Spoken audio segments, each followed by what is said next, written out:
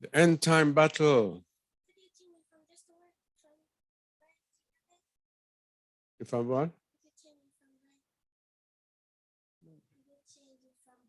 Yes. All right, getting started. Should be getting started and get this thing going on Just a Word TV. All right, this should be up, right? Okay. End time battle of Esau versus Jacob. That's what we're going to be looking at this moment, the end time battle of Esau. And we see the title at the top. We must know who Esau is today. Now, here is the thing. We have been saying that we have to know who Jacob is in order to understand the Bible, but there is another part of the puzzle that we must understand, and that is Esau. There's no Esau without Jacob throughout the ages. And we have to understand Esau as well to get the other side of the coin. So just understanding who Israel is just understanding a part of it. We'll get the full understanding now when we know who Esau is and his attributes, and can match up what they're doing in this world today. So the end time battle of Esau versus Jacob. What we're going to show is that this battle for the birthright, the never-ending battle to recover Esau's birthright that he actually gave away, he actually sold. He has had a never-ending battle throughout the ages to try to get back his birthright. And we have to see how this is manifested in the end times. That will give us a better understanding of the world and a better understanding of the word. All right, so we will not be deceived by what is happening in the world. All right, so it's even more important when we get this this prophecy here from the book of 2nd Esdras that tells us that Esau will actually be ruling the world at the end of this age.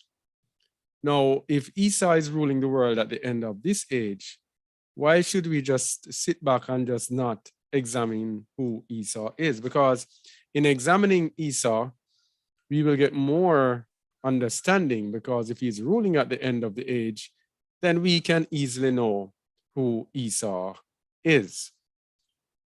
So we go to 2nd Ezra 6, verse 9. Could you read, please?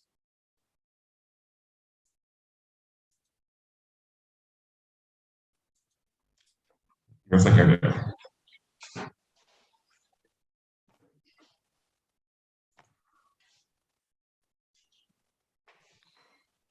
For Esau is the end of the world, and Jacob is the beginning of it that followed. All right, so Esau is the end of the world or the end of the age, and Jacob is the beginning of it that followed. That means the age is being divided between these two families.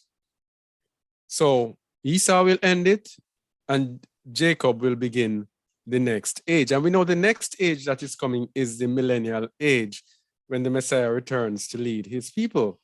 So we are right around that time expecting the Messiah.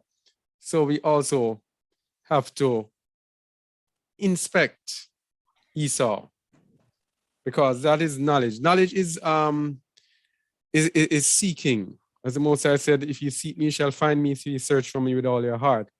We search for knowledge with all our heart, and we will find it.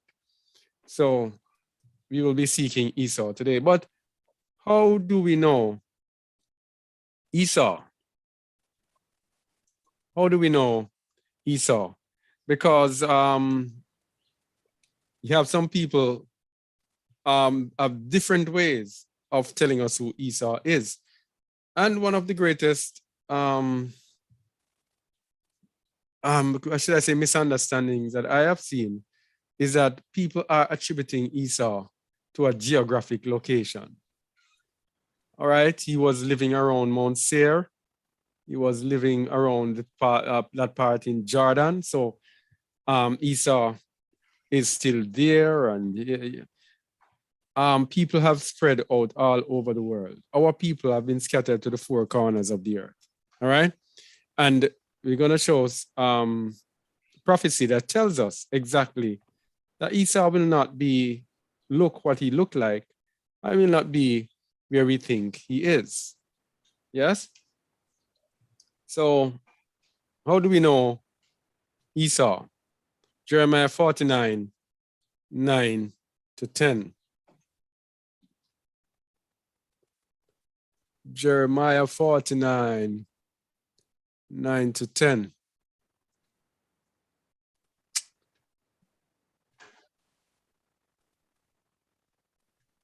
All right, this is how you know Esau. Read, please. If great gatherer come to thee, will they not leave some gleaning grapes?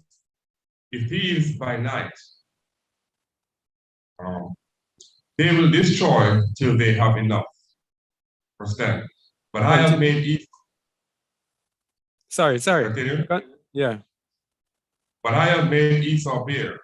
I have uncovered his secret places, and he shall not be able to hide himself.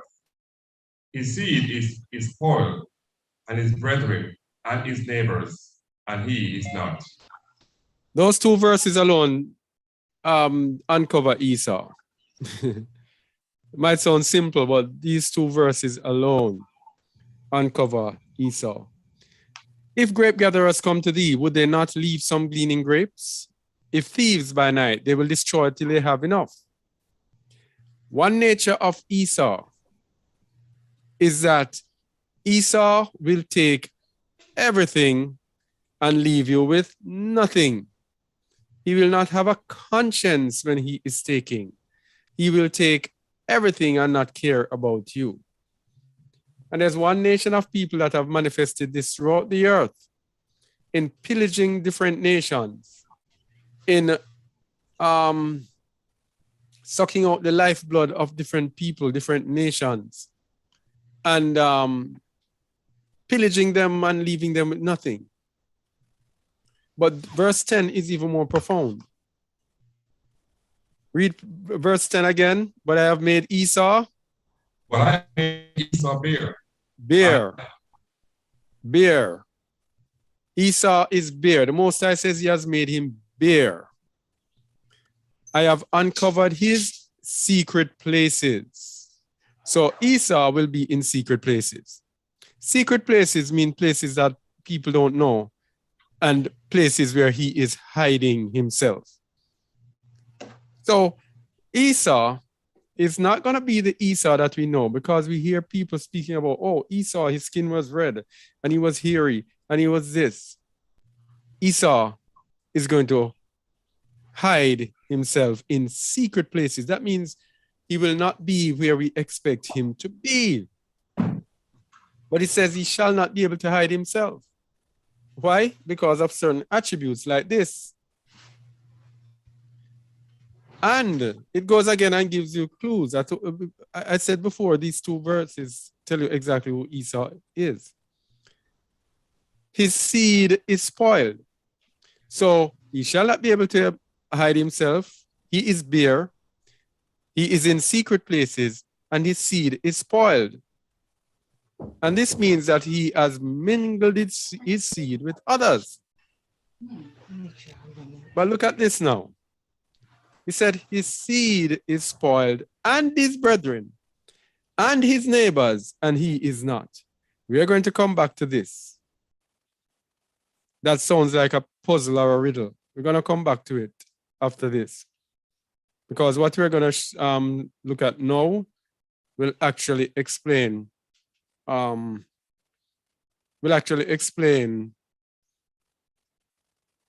let me get this.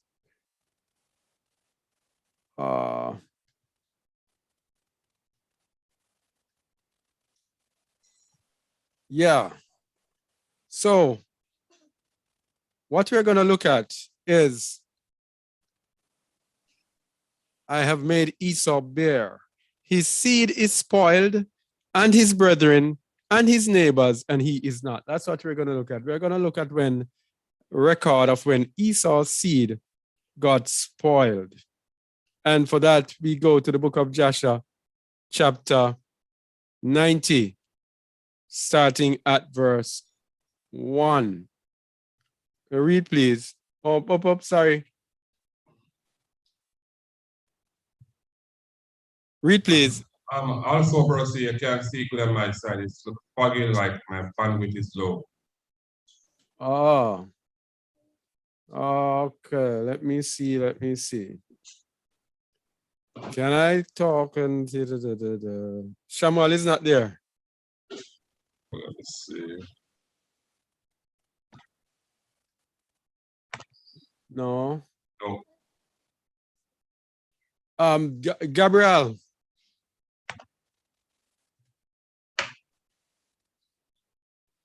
Sure, bro. Could you read, please? Yeah, let me jump on my laptop. Give me a second. All right, let me read in the meantime. At that time, in the 5th year after the children of Yasharal had passed over Jordan, after the children of Yasharal had rested from their war with the Canaanites, at that time great and severe battles arose between Edom and the children of Chittim, and the children of Chittim fought against Edom. The children of Chittim. So we have to see who the children of Chittim are. And for that, we go to the book of Joshua, chapter 10, verse 16. And it says, and the children of Chittim are the Romim, who dwell in the valley of Canopia by the river Tibro. So the children of Chittim are the Romans. So Edom actually fought with the Romans. And Abianos, king of Chittim, or king of the Romans, went forth in that year, that is in the 31st year of his reign, and a great force with him of the mighty men of the children of Chittim. And he went to Seir to fight against the children of Esau. And Hadad the king of Edom heard of his report, and he went forth to meet him with a heavy people and strong force, and engaged in battle with him in the field of Edom. And the hand of Chittim, or the hand of the Romans, prevailed over the children of Esau. And the children of Chittim slew of the children of Esau 22,000 men, and all the children of Esau fled from before them. And the children of Chittim pursued them, and they reached Hadad, king of Edom, who was running before them, and they caught him alive and brought him to Abianos, king of Chittim. And Abianos ordered him to be slain. And Hadad, king of Edom, died in the 48th year of his reign. And the children of Chittim continued their pursuit of Edom, and they smote them with a great slaughter. And Edom became subject to the children of the Romans, Chittim. And the children of the Romans ruled over Edom, and Edom became under the hand of the children of Chittim, and became one kingdom from that day. And became one kingdom from that day. That's how you hear us speaking about these Romans, the descendants of the Romans, as Edomites. So when we go back to this, it says his seed is spoiled, and his brethren, and his neighbors, and he is not. Esau mingled his seed with the Romans, who became his brethren. So the seed of Esau is spoiled. The seed of his brethren, the Romans, is spoiled. And the seed of their neighbors are spoiled. Europe, the seed of Esau spread throughout Europe, Western Europe and Eastern, especially Southeastern, South Central, Southeastern Central Europe. Yes? This is how Esau came to be the Romans. And it is confirmed in the book of God the Seer. In the book of God the Seer, it tells us explicitly what we just said. Let's go there. Esau won with the Romans. Just one verse. Read verse 16, please. For your destroyers will emerge. 15, sorry, 15, my bad. 15. Woe to you, O Edom, that sit in the land of Edom, in the north of the sea. And where did we say it's Kittim again? North of the sea. All right, so who are the children of Kittim? Well, Gabriel, you're not listening. Well, you weren't listening. The children of Kittim are the Romans. So woe to you, O Edom, that sits in the land of the Romans. Now the Romans, this thing is twisted. Let me get this thing straight. All right. All right, now the Romans, if those of us who know history, I know a little of the history. The Romans set up one of the greatest kingdoms, probably the greatest kingdoms in the history of this earth, because they're still reigning unofficially and have reigned unofficially for hundreds of years. Yeah, hundreds and hundreds of years. And the Romans had set up a kingdom that spanned Western and Eastern Europe. That is how his neighbors got spoiled, because the Romans had themselves throughout all those places, right up to Grand Britannia, Great Britain.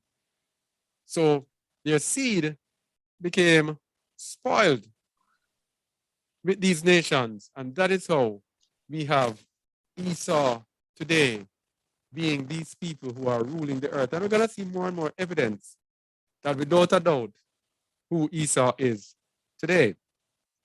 So we're going to look at another attribute of Esau that lets us know who Esau is. Because this attribute is very, very famous to just one set of people. And that is the attribute of being truce breakers. Esau being truce breakers. Let me get this on the book of Joshua. Coming up. All right. Where she had am I there? Yeah, book of Joshua 56, 50 to 56. All right, let me get it.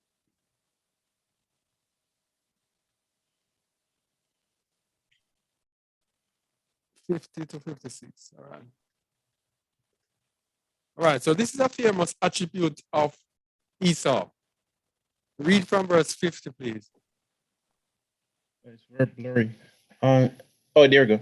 And they came unto Kiriath Arba to the cave. And as they came, Esau stood with his sons against Joseph and his brethren as an entrance in the cave, saying, Jacob shall not be buried therein, for it belongeth to us and to our father. After Esau had actually agreed with Jacob that this cave belonged to Jacob, and he actually had signed an agreement, and Jacob had papers to show that it was his. At the burial of Jacob, Esau came and said, no, this cave is mine. After making an agreement. Continue in verse 51. And Joseph and his brethren heard the words of Esau's son, and they were exceedingly, I'm sorry, it's very blurry. Oh. All right. I wonder if it's because you're on it.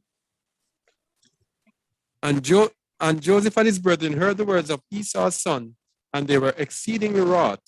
And Joseph approached unto Esau, saying, what is this thing which they have spoken? Surely my father Jacob bought it from thee for great riches after the death of Isaac, now 25 years ago. And also all the land of Canaan he bought from thee and from thy sons and thy seed after thee. Bro, And Jacob, your voice is a little static also. pardon? Your voice is static when you're reading. Oh, I Yeah. wonder if the bandwidth might be a little low here. Yeah. And also all the land of Canaan he bought from thee, from thy sons and thy seed after thee. And Jacob bought it for his sons and his seed after him for an inheritance forever. And why speakest you these things this day? And Esau, oh, come on. No, I missed the thing there. And Esau answered, saying, thou speakest falsely and utterest lies, for I sold not anything belonging to me in all this land. As thou sayest, neither did my brother Jacob buy aught belonging to me in this land. And Esau spoke these things in order to deceive Joseph with his words.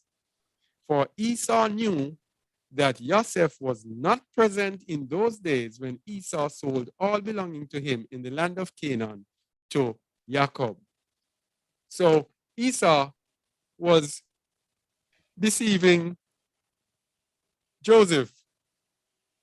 He made the agreement, he made the deal, but for the purpose of materialism, for the purpose of material gain, he jumped off the deal. 55. And Joseph said unto Esau, surely my father inserted these things with thee in the record of purchase, and testified the record with witnesses. And behold, it is with us in Egypt. And Esau answered him, saying, bring the record, all that you will find in the record, so will we do. And the sound. Let me check this thing. Something is going on here. Mic check 1, 2. Let me check. Microphone check 1, 2. Are you hearing me, Gabriel? Yeah, it's a little bit better. All right. So what happened after that? Joseph sent Naphtali to run and go and pick up the deed in Egypt. And verse 60. And when Esau saw that Naphtali had gone to fetch the records, he and his sons increased their resistance against the cave, and Esau and all his people rose up against Joseph and his brethren to battle. And of course, Esau got his butt whipped. But the important thing there, Esau, the truce breaker. And there is one people in this world that is famous for breaking truces. The reason they are having this war over there in Russia is because these groups of Edomites gave their words to the Russians at the breakup of the Soviet Union that they would not come an inch further to, NATO would not expand an inch further towards Russia. That is the truth that they break, because they have now started trying to like encircle Russia, getting placing themselves, their allies, and expanding NATO closer and closer to Russia. So Russia is saying that you're actually going too far. And if you come to Ukraine, as we see you intend to do, then it would mean that you're right on our doorsteps and you can easily launch missiles on us and destroy us at any time. That's what the war is for. And these people are also famous in the United States for the amount of treaties that they broke with the Indians. Yeah? They are also famous for, didn't they promise us 40 acres and a mule when upon the abolition of slavery, the so-called abolition of slavery? I keep hearing that. Never ever studied it, but I think I heard that's what they did, and they broke their words. There's a people that's famous for breaking truces. So understanding truce breaking is important in getting to understand Esau.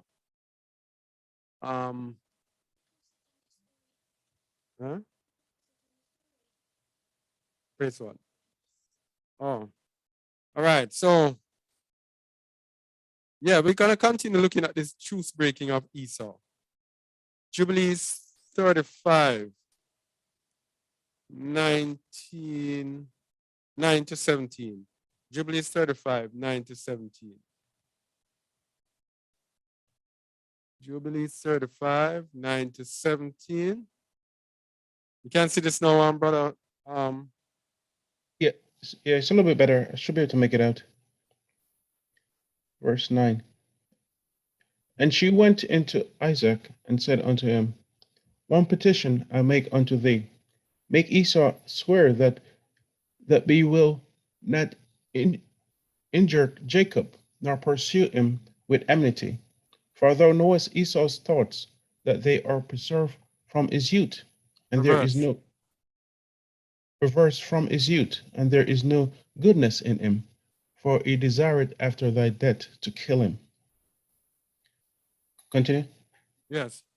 And thou knowest all that he had done since the day Jacob his brother went to Haran unto this day. I can't see that. Though he had forsaken us with his whole heart, and had done evil to us, thy flocks be had taken to himself, and carried off all thy possessions from before thy face. This is how evil Esau is. You see, with materialism, I won't even say it's a weakness. It's like a drug to the Edomites. Esau took all the possessions of his father to himself and carried away right before the face of his own father. What a serious brother this is. They are perverse. His thoughts are perverse from his youth, and there is no goodness in him. Verse 11. And when we implored and besought him for what was our own, he did as a man who was taking pity on us. And he is bitter against thee. So when they ask him, what is happening? What are you doing? He said he spoke to them as a man who was taking pity, turned everything around as if it was actually his. And he was doing them a favor. People, it's the same thing these people have done with us over the years. These people have ripped and raped and robbed us over the centuries. They have exploited us for labor. They have built their nations and their power on our backs. And then, when we come and ask them for reparations, for equal treatment, for this and for that, they turn and act as if they are doing us a favor and they are taking pity on us. They take no liability for what they have done. If you talk to them about the slave trade, they don't want to hear it. They say, oh, that's racism. Oh, get over it. Oh, yes. His nature is alive and well in his children today. Verse 12. And he is bitter against thee, because thou didst Baruch Jacob, thy perfect and upright son. For there is no evil, but only goodness in him.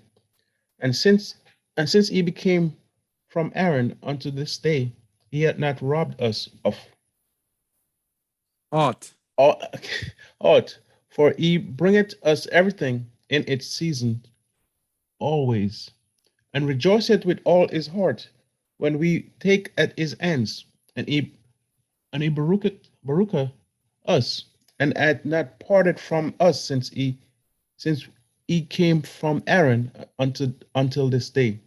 And he remaineth with us continually at home, honoring us. You see the difference between these two? Mm-hmm. The difference between Jacob, honor thy father and thy mother. Jacob did only goodness in the front, in before his mother and his father, but Esau was the exact opposite. And Isaac said unto her, I too know and see the deeds of Jacob, who is with us, how that with all his heart he honoreth us. But I loved Esau formerly more than Jacob, because he was the firstborn. But now I love Jacob more than Esau, for he hath done manifold evil deeds, and there is no righteousness in him. For all his ways are unrighteousness and violence, and there is no righteousness around him. There is no righteousness around him. We tell people this, those people who are leading this world today, people believing these people. When these people come with this abomination to put in the bodies, they say, oh, it will do this and it will do that. There is no righteousness in these people. How can you believe these people? And your brethren, the sons of Jacob, are alerting you as to the evils of Esau, and you reject the sons of Jacob and continue to believe in Esau. He hath done manifold evil deeds, and there is no righteousness in him. And he emphasizes it again, there is no righteousness in him. So when you know Esau today, you know that whatever they tell you, you do the opposite, or think the opposite. There is no righteousness in him. All right? Verse 14. And now my heart is troubled because of all his deeds, and neither he nor his seed is to be saved. All right, Or hold they- on there, Brother Gabriel. Okay. Now, this verse here is very important for all the descendants of Esau who are watching this. All the descendants of Esau who are watching this is a very, very serious verse. Read it, please, Brother Gabriel. Start over. Yes. And now my heart is troubled because of all his deeds, and neither he nor his seed is to be saved. For they are those who will be destroyed from the earth, and who will be rooted out from under heaven. For he had forsaken the allure of Abraham, and gone after his wives, and after their uncleanness, and after their errors, he and his children. Oh, boy. There we go. Isaac's heart was troubled because they are those who will be destroyed from the earth. Neither he nor his seed is to be saved. You see why it's important to pray against the sins of our forefathers and ask the Most High for it not to be born on us, as Brother Mahar did this morning. So why it's important? Because of the error of Esau. Neither he nor his seed is to be saved. What a burden. And so that is why we tell the children of Edom, if you want any chance in the kingdom, any chance at all, you have to reject your people. You have to cleave and cling to the house of Yasharal. That's as simple as that. If you remain with your people, with the wicked, then you have serious, serious problems. It says the seed will be rooted out from under heaven. Continue in 15. And thou dost bid me make him swear that he will not slay Jacob, his brother, even if he swear he will not abide by his oath, and he will not do good, but evil only. Oh boy, you see that? Yeah. Even when these people promise you things and swear that they're going to do this and swear that they're going to do that, they're not going to abide by their oath. That is the Edomites today. The history of them over the ages, that's how they came to power. All right? Deception, breaking oaths, no righteousness whatsoever. Verse 16. But if he desired to slay Jacob, his brother, into Jacob's hand will be given, and he will not escape from his hands, for he will descend into his hands. You see that? This is why Jacob is the beginning of the age that follows. Esau has never desisted, never stopped trying to slay our people, not stopped trying to slay Jacob. And because of that, that is why they are going to be serving us in the age to come. Yes? If he desired to slay Jacob, his brother, and we know they still desire to slay us and they continue to do it, they will fall into our hands and will not escape from our hands. All right? Notice he said, for he will descend into his hands. He will be given as slaves unto Jacob. Verse 17. And fear thou not an account of Jacob, for the guardian of Jacob is great and powerful and honored and praised more than the guardian of Esau. So the Most High is the guardian of Jacob. So you don't have to fear. The Most High will take care of his people. So truce breaker there. There we see it. He will not abide by his oath. That is another way that you know Esau. All right, so we're going to look at the promise now, because the birthright that they're looking, that Esau wants, comes from the promise. And let's trace the promise to see if the promise was for Esau.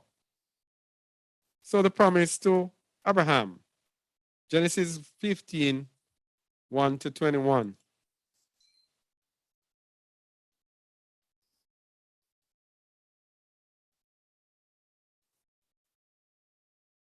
Go ahead, please. After these things, the words of Yahweh came unto Abram in a vision, saying, Fear not, Abram, I am the shield, and thy exceeding great reward. And Abram said, Yahweh Allah, what wilt thou give me, seeing I go childless, and the steward of my house is in Eliezer of Damascus? And Abram said, Behold, to me thou hast given no seed, and lo, and one born in my house is mine heir. And behold, the word of Yahuwah came unto him, saying, This shall not be thine heir, but he that shall come forth out of thine own bowels shall be thine heir.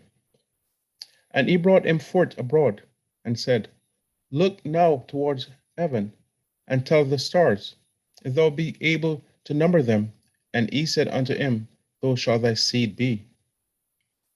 And he believed in Yahuwah, and he counted it to him for righteousness. All right. So Abraham was given the assurance, the promise that his seed shall be numerous as the stars in heaven.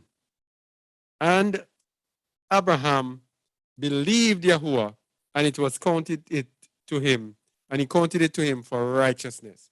Now, this is very important, because this is what Esau does not have. Esau wants everything right now. He sees it, he wants it, he must have it. The righteous seed of Abraham are those who are willing to wait on a promise. And the Most High looks at it as being righteous, because you don't see it, yet you believe, and you wait on me in righteousness, believing. But with Esau, Esau wants it, Esau goes and takes it. And we're going to see that this attribute in Jacob, that attribute that is in Abraham, was also in Yitzchak or Isaac, and also in Jacob. All three are the same attributes of believing in a promise that looked impossible. Verse 7. And he said unto him, I am Yahuwah that brought thee out of Ur of the Chaldees, to give thee this land to inherit it. And he said, Yahuwah Allah, whereby shall I know that I shall inherit it? All right, we can stop there. So the land was also promised him. All right? He promised him the land, and he promised him that his people would be numerous. So we just want to lay out the promise there. So the promise now, Abraham did not actually partake of the promise. He did not see the promise. Yes? Yes, the Most High made him a wealthy man, and he was actually in the land of the Canaanites, but he had not fully inherited it because the Hivites, the Hittites, all of those ites, Perizzites, Jebusites, they were still there, owning their land. So the promise that was given to Abraham was not for that time, but it was promised to Abraham, because in the end, Abraham will partake of the promise in the resurrection of the dead, of course. The promise passed down to Yitzhak. Now, did I go? Oh, we have Hebrews 11, 8 to 10. Ah, didn't do that.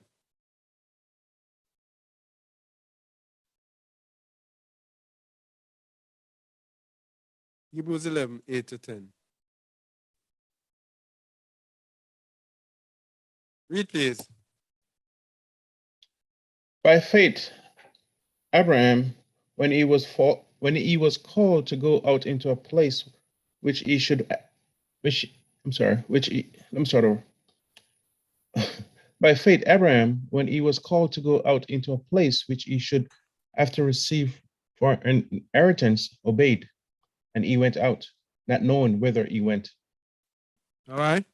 So here again is Emunah. This is what has eluded Esau. He has no Emunah. So Abraham moved, not knowing where he was going. And this we say with people again, as we have been speaking about flee from the midst of Babylon. It's not every time you're going to know where you are going.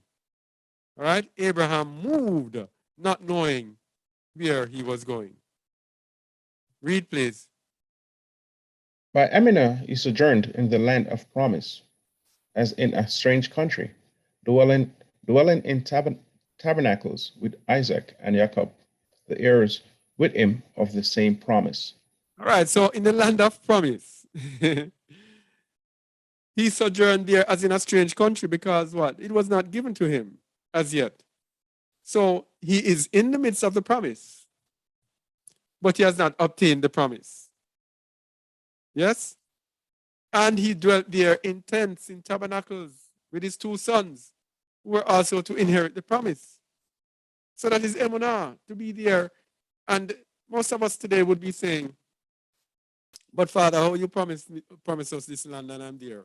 Where is the promise? We'd get impatient and say, nah, I don't believe this. I don't believe I'm going to get this. Yes? But Abraham believed. And the reason he believed was verse 10. For he looked for a city which had foundations, whose builder and maker is Allah.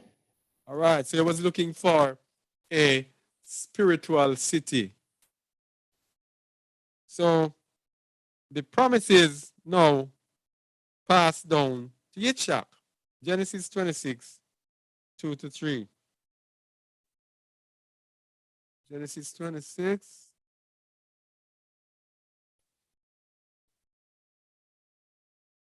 Go ahead, please. And Yahweh appeared unto him and said, Go not down into Egypt, dwell in the land which I shall tell thee. Tell thee Verse of, 3. I'm sorry. Yes. Sojourn verse in 3. this land, and I will be with thee, and will beroot thee, for unto thee and unto thy seed I will give all these countries, and I will perform the oath which I swear unto Abraham thy father. All right, so there now the oath is now passing down unto Yitzhak. But Yitzhak himself also, he told him to stay there and he will inherit it. And Yitzhak didn't inherit it. He was there just the same. Verse 4. And I will make thy seed to multiply as the stars of heaven, and will give unto thy seed all these countries, and in thy seed shall all the nations of the earth be beroot. All nations of the earth. So multiply the seed, the same promise that was given to Abraham, now given to his son. And so the son could have said, oh, but wasn't it the same promise that my father got? And my father died and didn't achieve it. Now, how come you're telling me about this promise? You might make me die and I don't achieve it either. All right? And verse 5 lets us see why Isaac was getting the promise. Because Verse 5. because that Abraham obeyed my voice and kept my charge, my commandments, my statutes, and my laws. All right, so the barakah of the fathers go down to the children. Likewise, the evil of the fathers go down to the children. So, because Abraham was Barak, the Most High placed it on his righteous son, Yitzhak. Okay. Now, Abraham knew that the promise would go down to Jacob and not Esau. He knew beforehand that it would go down to Jacob and not Esau. Let me see. I'm trying to get the chapter 19. 19 verse what that is. 15. All right, let me see. 19 verse 15. Yeah. Read, please. And Abraham loved Jacob, but Isaac loved Esau. So this was early out, before Isaac got fed up with the evil of Esau. Verse 16. Abraham saw the deeds of Esau, and he knew that in Jacob should his name and seed be called. And he called Rebekah and gave commandment regarding Jacob, for he knew that she too loved Jacob much more than Esau. All right. So Abraham saw it that this young man, Jacob, is a righteous man, but Esau is so evil. The Most High could not be running his seed, his promise through evil Esau. It has to be Jacob. 17. And he said unto her, my daughter, watch over my son Jacob. So Abraham called Jacob his son. Continue. For he shall be in my stead on the earth. He's getting blurry again. And for a broken in the midst of the children of men, and for the esteem of the old seed of Shem. Mm-hmm. Continue. For I knew that Yahuwah will choose him to be a people for possession unto himself, above all peoples that are upon the face of the earth. All right. So Abraham knew that Jacob would be a blessing for the whole seed of Shem, and that Yahuwah will choose him to be a people for a possession unto himself above all people that are upon the face of the earth. And this, of course, matches Deuteronomy 7, verse 6. So Abraham knew, because this is the way of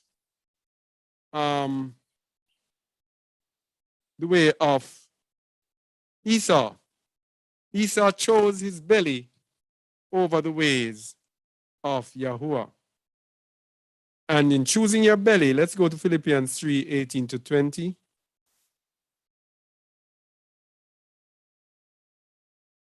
Esau loved his belly.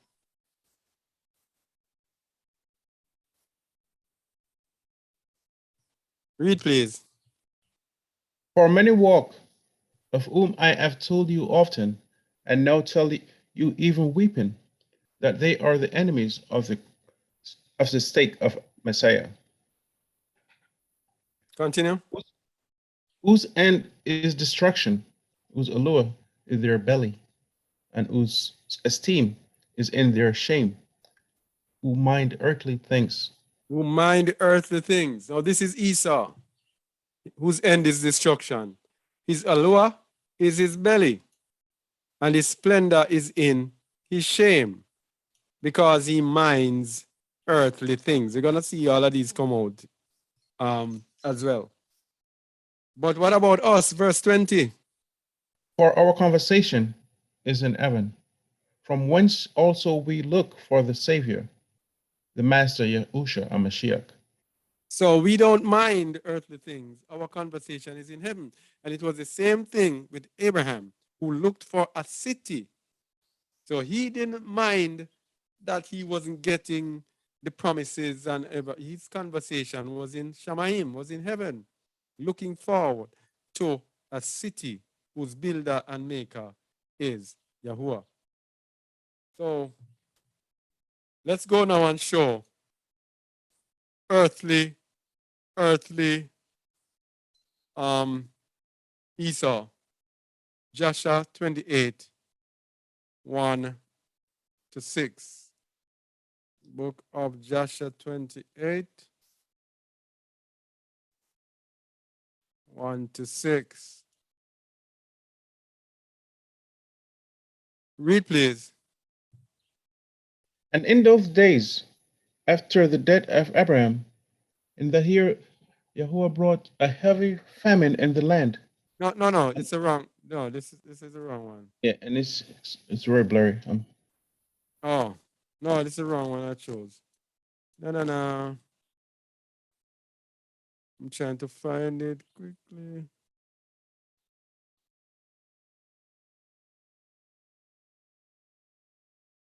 All right. Where was I? All right, that's the wrong one. I don't know. Hope it comes back up. Anyway, so let me skip then. Because Esau was carnal and he was not spiritual, he was not a man of emunah or faith as they call it. His ways cannot please the Most High. Just like most of us today. If we are carnal, and this is how fleeing from the midst of Babylon will be testing us, if we are carnal. So, what did I say? Romans 8, 5 to 9. Not 5, 8 to 9. Romans 8, 5 to 9. Read, please. For they that are after the flesh do mind the things of the flesh, but they that are after the Ruach, things of the Ruach. All right, so that's it. If you are after the flesh, you're going to mind things of the flesh. And that is why Esau is like this. He minds the things of the flesh, material possessions, power. That is his things, worldly goods, worldly possession, worldly influence, recognition, authority, pride, all of those lifting up. All of these things are what Esau seeks. The things of the flesh. So he minds the things of the flesh. But we who are of the Ruach mind the things of the Ruach. Because, verse 6. For to be carnally minded is death, but to be spiritually minded is life and peace. So Esau is already dead because of his carnal mindedness. Verse 7. Because the carnal mind is enmity against Yahuwah, for it is not subject to the law of Yahuwah, neither indeed can be. So when you see the Most High pronouncing destruction and that they utter destruction and for Esau, we have to understand why. It's not that the Most High is wicked, but it's just that the carnal mind is an enemy of the Most High and cannot be subject to the law of the Most High. And so, therefore, they reject the law of the Most High. This is why the religion of Esau, Christianity, rejects the law of the Most High. Islam rejects the law of the Most High because they are carnal-minded religions. Religions based on focusing on wealth, on materialism. And therefore, they have to reject the law of the Most High because they cannot be subject to the law of the Most High. So then, they that are in the flesh, in the sarks, cannot please Yahuwah. Now, verse 9. But ye are not in the flesh, but in the ruach. If so be that the ruach of Allah dwell in you. Now, if any man have not the ruach of Amashiach, he is none of his. So this is it. We who don't mind the things of the flesh, but mind the things of the ruach, are in a totally different place from Esau. Okay? So Esau minded material things. But even though he minded material things, he actually despised and sold his birthright for his belly. So his belly was more important than holding material things. So Esau was very, very carnal. Let's go. Genesis 25, 29. Read, please. And Jacob saw pottage, and Esau came from the field, and he was faint. And Esau said to Jacob, feed me, I pray thee, with that same red pottage, for I am faint, therefore will his name called Edom. Continue. And Jacob said, sell me this day thy birthright. And Esau said, behold, I am at the point to die, and what profit shall this birthright do to me? All right, so people say Jacob stole his birthright, and Jacob asked him to sell him. And he conceded, what profit shall it be to me? Verse 33. And Jacob said, swear to me this day. And he swore unto him, and he sold his birthright unto Jacob. So he sold his birthright unto Jacob. And later on, he rejected it because guess what? Esau was in duress. He came in hungry. There was a famine. He came in hungry. He was tired because the book of Joshua told us that this happened after he slaughtered, after he killed Nimrod. That's what the book of Joshua says. He killed Nimrod and he was being chased. So he came home tired, breathless, hopeless. He felt like he was going to die. Or either that or they were going to come and get him to kill him. So he felt desperate. But when that desperation was gone and he was over it, then he started regretting it. And then from that day, he hated Jacob for taking his birthright. But he willingly gave it up. Verse 34. Then Jacob gave Esau bread and pottage of lentils, and he did eat and drank, and rose up and went his way. Thus Esau despised his birthright. So he despised his birthright.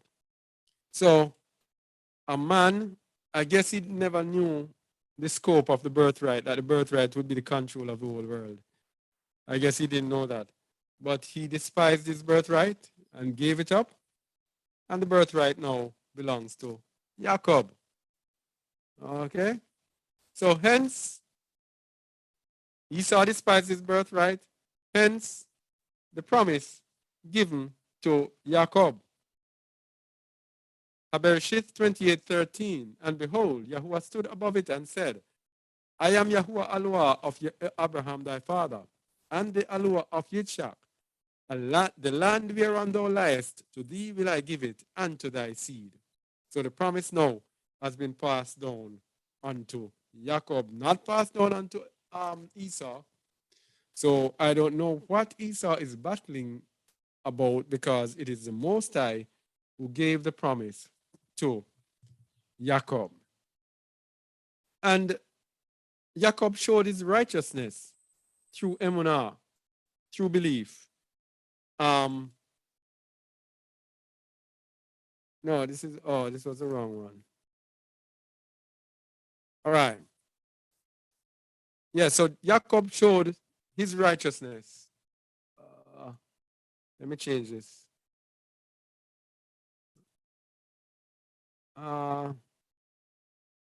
Coming up. This needs to be changed.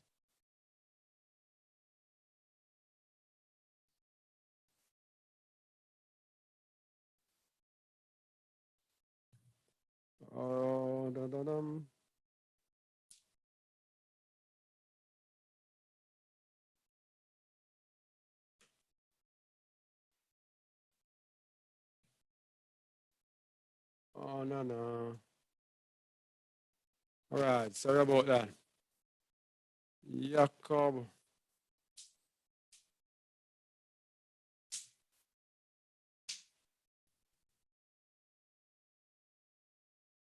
Okay. So Jacob, righteous through Emunah. We go to Joshua 27:12-33. Joshua 27:12-33.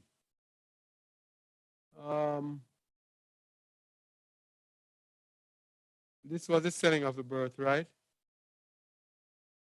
Verse 12. Start from verse 12. And he said unto his brother Jacob, Behold, I shall die this day. And wherefore then do I? Oh, it's getting rough. And wherefore do I want the birthright? And Jacob acted wisely with Esau in this matter.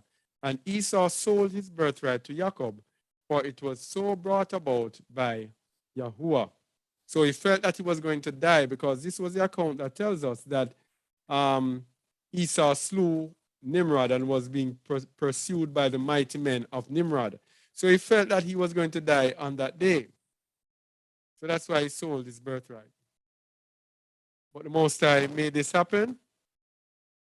And the Most High knew that Esau would favor his belly and sell his birthright to Jacob. Verse 13. Can see it now? And Esau's no. And Esau's portion in the cave of the field of Machpelah, which Abraham had brought from the children of Heth for the possession of a burial ground, Esau also sold to Jacob, and Jacob bought all this from his brother Esau for given value. So this was the cave that they were arguing over before. This is telling us that Esau sold it to Jacob, and then Esau came and said it wasn't so. And Jacob wrote the whole of this in a book, and he testified the same with witnesses, and he sealed it, and the book remained in the hands of Jacob. And when Nimrod, the son of Cush, died, his men lifted him up and brought him in consternation and buried him in his city. And all the days that Nimrod lived were 215 years, and he died. Where am I? Let me see if I'm at the right place. Yeah. Okay. And he died. And the days that Nimrod reigned upon the people of the land were 185 years, and Nimrod died by the sword of Esau in shame and contempt. And the seed of Abraham caused his death, as he had seen in his dream. And at the end of the death of Nimrod, his kingdom became divided into many divisions, and all those parts that Nimrod reigned over were restored to the respective kings of the land, who recovered them after the death of Nimrod, and all the people of the house of Nimrod for a long time enslaved to all the other kings of the land. Let me see. No. No, it's the wrong one. Boy, everything mixed up today. Joshua. Yeah. All right. So let's look now at the barakah or blessings of Esau and Jacob. The barakah of Esau and Jacob, because Esau was Barak, and that's the reason he is able to rule the world today. Let's see. Barakah. Genesis 27:31.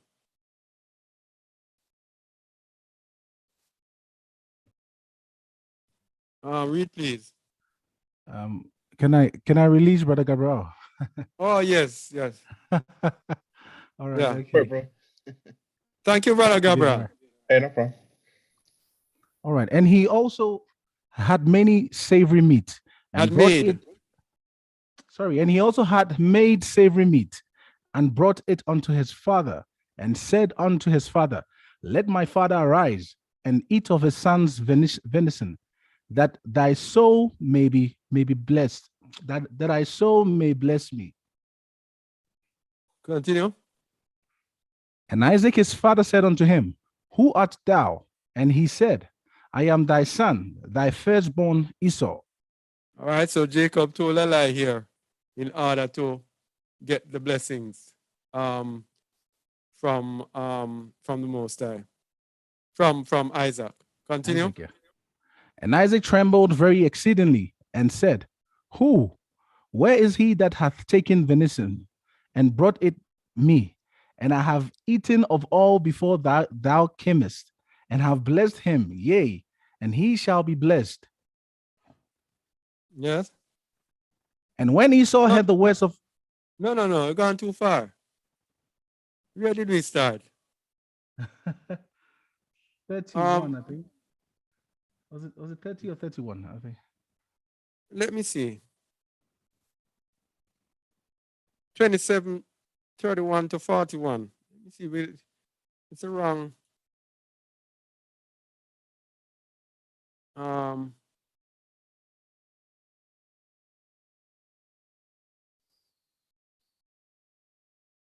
No.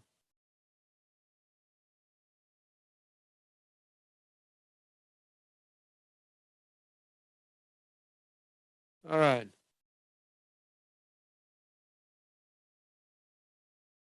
You have to go from about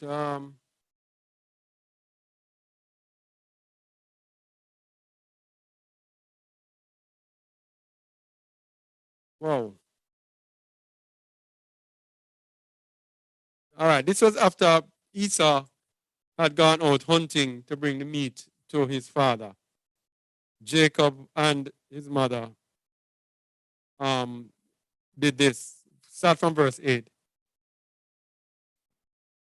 Now therefore, my son, obey my voice according to that which I command thee. Go now to the flock and fetch me from thence 2 good kids of the goats, and I will make them savory meat for thy father, such as he loveth. Continue. And thou shalt bring it to thy father, that he may eat, and that he may bless thee before his death. And Jacob said to Rebekah his mother, Behold, Esau my brother is a hairy man, and I am a smooth man. He's as smooth as Brother Shamuel. yeah. Continue. Yeah. My father peradventure will feel me, and I shall seem to him as a deceiver, and I shall bring a curse upon me, and not a blessing. And his mother said unto him, Upon me be thy curse, my son. Only obey my voice, and go fetch me then. And he went and fetched, and brought them to his mother, and his mother made savory meat, such as his father loved. All right, so I want to go down now. So what they did, they took goat's hair and goat skin and put on Jacob so that he could have the feeling of Esau. That's how hairy Esau was. And so Jacob went in at verse 19. And Jacob said unto his father, I am Esau thy firstborn. I have done according as thou badest me. Arise, I pray thee, sit and eat of my venison, that thy soul may bless me. And Isaac said unto his father, Unto his son. Sorry. And Isaac said unto his son, my bad, how is it that thou hast found it so quickly, my son? And he said, Because Yahuwah thy Allah brought it to me. And Isaac said unto Jacob, Come near, I pray thee, that I may feel thee, my son, whether thou be my very son Esau or not. And Jacob went near unto Isaac his father, and he felt him, and said, The voice of Jacob's voice. The voice is Jacob's voice, but the hands are the hands of Esau. And he discerned him not, because his hands were hairy, as his brother Esau's hands. So he blessed them. So he blessed him. And he said, Art thou my very son Esau? And he said, I am. And he said, Bring it near to me, and I will eat of my son's venison, that my soul may be blessed, that my soul may bless thee. And he brought it near to him, and did eat, and he did eat. And he brought him wine, and he drank. And All right, his let me father go to the Isaac. blessing now. Hold on. All right. All right.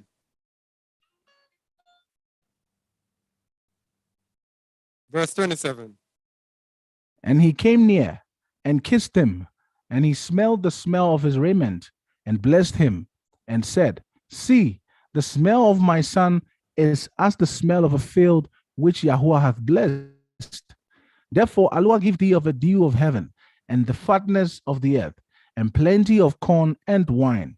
All right. So this was the barakah.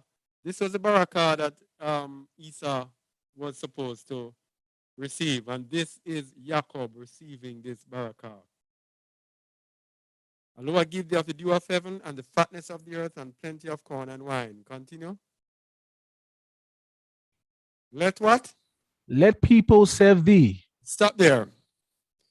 This is why we tell people, it is written in the prophecies, all nations shall serve us. This is why you have Isaiah 14, verses 1 to 2. The stranger shall be joined, and the people shall take them and possess them. And this is why you have in the prophecy, I will give thee the Gentiles for an inheritance. Not because we see the world operating as it is today. When the Messiah returns, the whole world will be in servitude to our people. Start verse 29 again. Let people serve thee, and nations bow down to thee. Be Yahuwah over thy brethren. Be master over thy brethren. Yeah. And let thy mother's sons bow down to thee. Cursed be everyone that curseth thee, and blessed be he that blesseth thee. All right. So another thing now. Cursed be everyone that curseth thee, and barak be everyone that barak thee. No. The people of this earth have been deceived by the children of Edom. We're going to show them as the children of Edom, who say they are Jews and are not, and are giving them barakah, giving them blessing, and actually cursing the true people of the Most High, who are the least among the nations. Yes? So they are giving barak to those who say they are Jews and are not, through that country called Israel, and totally ignoring the people, or even cursing the people of the Most High. Anyway, let's continue. And it came to pass, as soon as Isaac had made an end of blessing Jacob, and Jacob was yet scarce gone out from the presence of Isaac his father, that Esau his brother came in from his hunting. Mm-hmm. And he also had made savory meat, and brought it unto his father, and said unto his father, Let thy father arise, and eat of his son's venison, that thy soul may bless me. And Isaac his father said unto him, Who art thou? And he said, I am thy son, thy firstborn Esau. Mm-hmm. And Isaac trembled very exceedingly, and said, Who? Where is he that hath taken venison, and brought it me? And I have eaten of all before thou camest, and have blessed him. Yea, and he shall be blessed. And when Esau heard the words of his father, he cried with a great and exceeding bitter cry, and said unto his father, Bless me, even me also, O my father. So And he starts begging a blessing. If you have any what left? Blessing. 35. And Go ahead. he said, Thy brother came with subtlety, and hath taken away thy blessing. And he said, Is not he rightly named Jacob? For he hath supplanted me these 2 times. He took away my birthright, and behold, now he hath taken away my blessing. And he said, Hast thou not reserved the blessing for me? Uh-huh.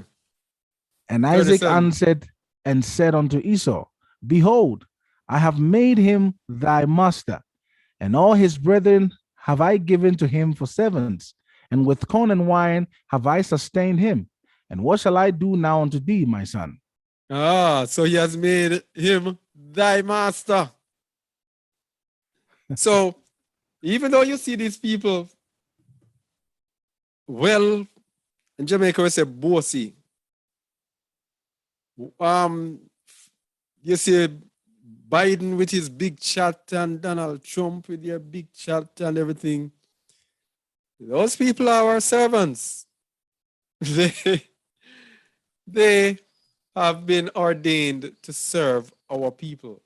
And though you see these Edomites all over the world, powerful, rich, comfortable, nice, and everything, they are our servants. That's why the word says, I've seen servants on horses. And what's the other part of it? Yeah. So that is what has been pronounced upon Esau. But let's see what is there for Esau, 38.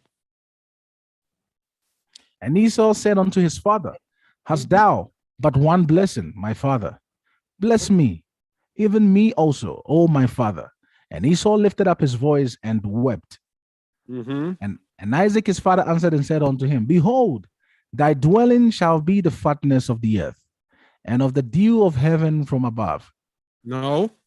And by thy sword shalt thou live, and shalt serve thy brother. And it shall come to pass when thou shalt have the dominion, that thou shalt break his yoke from off thy neck. You see this? Anybody who knows history and understands the world knows. By the sword, thy sword shall thy live. The people who are leading the world today have led the world by their sword. Look at every one of the nations out there in the seven heads of the beast, the G7 nations. All of them have lived by the sword and prevail by the sword. They have the most powerful armies in the world, and they are never out of wars. The United Kingdom, very small, relatively small island in the North Atlantic.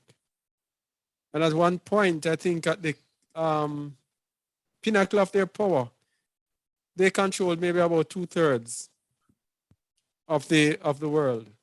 One island of Edomites. One island. And as a matter of fact, there was one time, I think the Treaty of Tordesillas, when Spain and Portugal shared up the world between themselves.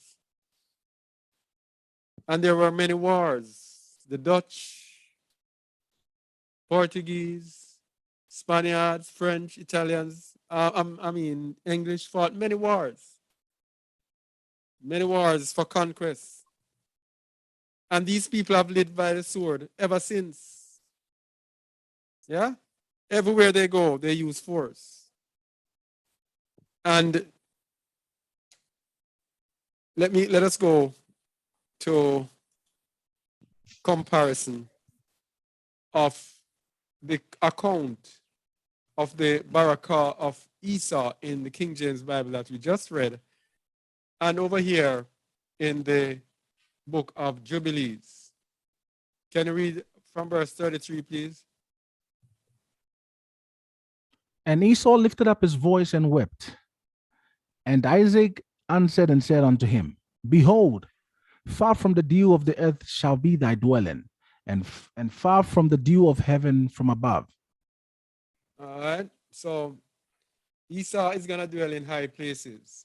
That's what this is saying. He's going to dwell in high places. Verse 34. Verse 34. And by thy sword wilt thou live, and thou wilt serve thy brother. Come down here now. And it shall come to pass when thou becomest great, and thus shake his yoke from off thy neck, thou shalt sin a complete sin unto death, and thy seed shall be rooted out from under heaven. Wow. Hey. Wow. Wow. When thou becomest great, and dost shake his yoke from off thy neck. Hey, thou shalt sin a complete sin unto death, Wow. and thy seed shall be rooted out from under heaven. I believe that this is the mark of the beast, abomination of desolation that they are administering. Yes. A sin, a complete, notice he said, he didn't say a sin unto death. He said a complete sin A unto complete death. sin. Yeah. I believe that this mark of the beast, injection, whatever they call it, this is the complete sin unto death, which will cause his seed to be rooted out from under heaven. Because it's in the end time his seed shall be rooted out from under heaven. You with me? Yep. All right. So Esau the oath breaker again. The brotherly oath in Jubilees 36, 7 to 17. Let me get there. Jubilees 36. It says 36.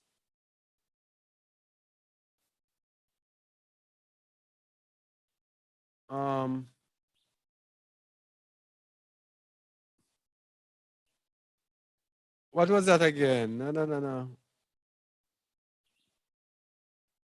Jubilees 36. What did I say? All right. Is it 29? No, sorry, 19. Jubilees 36, 7 to 17. Let me get it.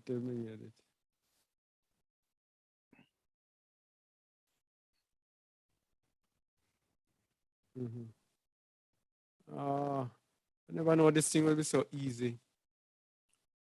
7 to 17. So as you're looking for it, so is that the Yeah. reason why Esau sought for repentance and found it not? Like, yeah. Because yeah, it sounds like it's the end, eh? It's the end for Esau. Yeah. Wow. All right. All right. This is Isaac now speaking. I think it was before he died. Read from verse 7, please. All right, verse 7. He was speaking to Jacob and Esau. Yeah, read, please. And now I shall make you swear a great oath, for there is no oath which is greater than it by the name glorious and honored and great, And splendid. and splendid and wonderful and mighty, which created the heavens and the earth and all things together, that ye will fear him and worship him, and that Mhm. and that earth will love his brother. No, each. And that each will love his brother with affection and righteousness, and that neither will desire evil against his brother from henceforth forever all the days of your life, so that ye may prosper in all your deeds and not be destroyed. Continue. And if either of you deviseth evil against his brother, know that from henceforth every one that deviseth evil against his brother will fall into his hand, and will be rooted out of the land of the living, and his seed will be destroyed from under heaven. Wow. Yes. You see that? So even if we devise evil against Edom, we are also in problems. Mm, Yeah? yeah. And we see our brothers ministering on the street and how they deal with Edom. Yeah. Very important to know who we are. All right? Yes. Very, very important. Yep. And Can't devise evil against our brother. Go ahead. yeah, and I mean that takes it back to leaving vengeance for Yahuwah, as the word says. It says vengeance is Yahuwah's. Is Yeah, mine. I will yes. repay. Yeah. All right? But Yeah. it says, anyone that devises evil against his brother will fall into his hand. So if we devise evil against them, we will fall in their hand. Yeah, they have the free will to destroy you. Yep. Continue. But on the day of turbulence and execration, Yeah, and execration and indignation and anger. Um, with flaming, devouring flare, as he burned Sodom. So Fire. likewise, yeah, devouring fire, as he burned Sodom. So likewise will he burn his land and his city and all that is his, and he will be blotted out of the book of the what of the Discipline. discipline of the children of men, and not be recorded in the book of life. But in that, Hold on. This is a whole serious thing to consider. But on the day of turbulence and execration and indignation and anger, which is this? This is the day of Yahuwah, right? yes, This is when Edom is going to be destroyed with flaming, devouring fire as he burned Sodom. And in another place, it says the destruction of Edom. In the book of Ezekiel, chapter 25, I think it says the destruction of Edom yeah, shall be as when Alua destroyed Sodom and Gomorrah. and even in Obadiah as well, I think. Yes. And in the book, the destruction of Babylon is synonymous with Edom because Edom is leading Babylon. Yes. So that is why it says the destruction of Babylon shall be as Sodom and Gomorrah. So everybody getting whipped one time. So Edom is going to be getting the whipping of Edom, and he's going to be getting the whipping of Babylon. Everything come down once. All right? So likewise will he burn his land and his city and all that is his. Wow. And he will be blotted out of the book of discipline of the children of men and not be recorded in the book of life. Now, you know the funny thing, Shamuel? It's how cocky these Edomites are. They don't even know who they are or what is hanging over them. When you speak to them about the word. No, go ahead, bro. Finish. No, when you speak to them about the word, how cocky, it doesn't matter who you are. Who are those? They just don't want to hear anything about Jacob. They are more than cocky. There's a lot of words, but the issue is now, because we know, you know, it hurts. It's like there's nothing more. You know, these days when I hear them do that, I just keep quiet, and I actually don't feel the need to respond or answer to them, because you can see the high-mindedness. That they look down on you. Immediately they notice, oh, it's a Negro brother talking, and then quickly they are quick to label you. He's part of the brews. He's part of the brew groups, and then they start making a mockery of you. Yes. And I just look, and I'm you know, it's for a person who is seeking to cleave onto the house of Jacob. I mean, the attitude, it's just sometimes it's very overwhelming, and this is where this is why I understand why many of our brothers lose it for them, because they can easily push you over the cliff, literally. And this is why we need to learn long suffering. We need to learn patience, because Yahusha did suffer the very same things even in his time. And he understood that, no, vengeance belongs to Yahuwah, belongs to my Father. So let me leave them. Let them do what they want to do, because we know they are very cheeky, brother. They are so cheeky. They are cheeky. And then they will mock you, undress you, shame you, even call you names. I mean, I saw one of the groups where I just went to comment there because I was telling them, they were talking about Easter, and I was telling them about Passover. How dare you come here and tell us what you're telling us? What do you know? This is not a brew group. This is not a Hebrew Israelite group. you know, you are a liar. How dare you think that any man can keep the commandments? You are, bro, they undressed me very nicely, and I just went away with my shame, you know. And so I understand. And their fathers know this, the truth behind this story. Their fathers and their leaders, they know this. That's why they are so wicked endlessly. They don't care, because they know that, look, the sentence is passed on us already. Many of us have become sons of perdition. We are perditioned. We are destined for destruction. So what have we got to lose? Let us destroy, let us deceive, let us plunder, let's kill. This is our time to enjoy. And that is what many of them are doing. And the sons and daughters don't even know this, in order for them to at least humble themselves in case, peradventure, who knows, and they cannot do that because it's not in them. Yeah, so I get the cockiness. His seed is spoiled, and his brethren, and his neighbors, and he is not. Esau is Finished. mingled in, they don't know who they are. Just as Mm, how we didn't know who we are, yeah. most of these people, they don't know.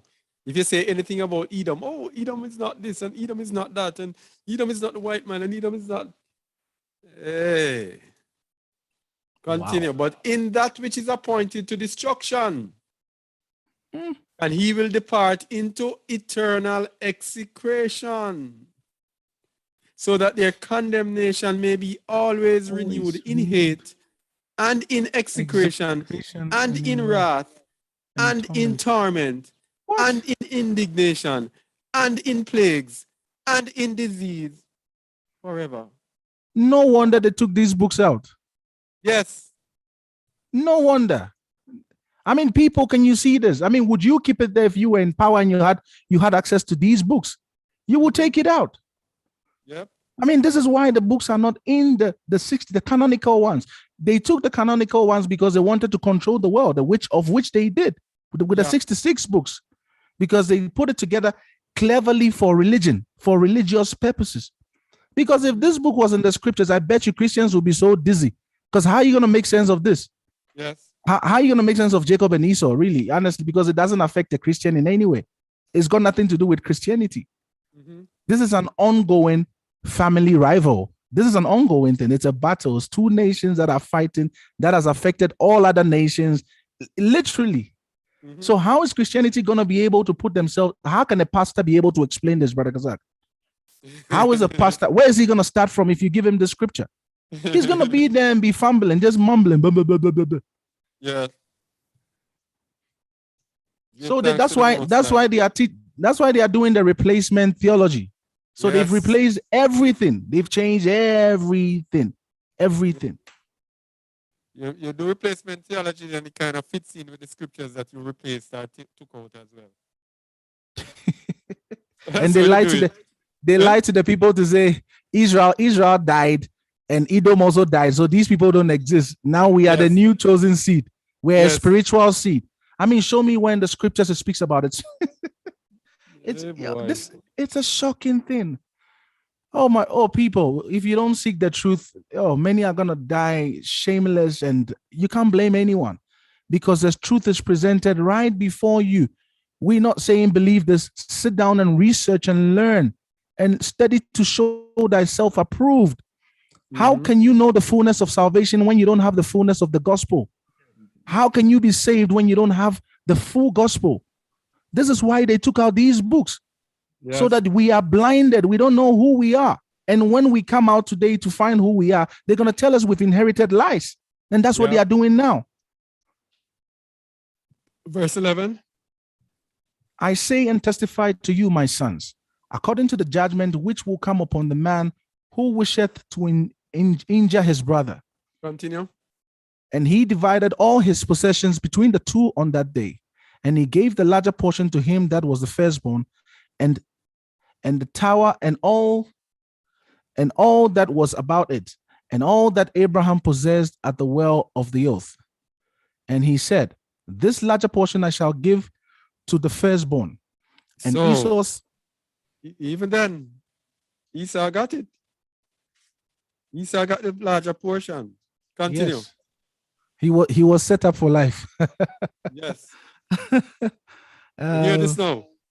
And Esau said, I have sold to Jacob and given my birthright to Jacob.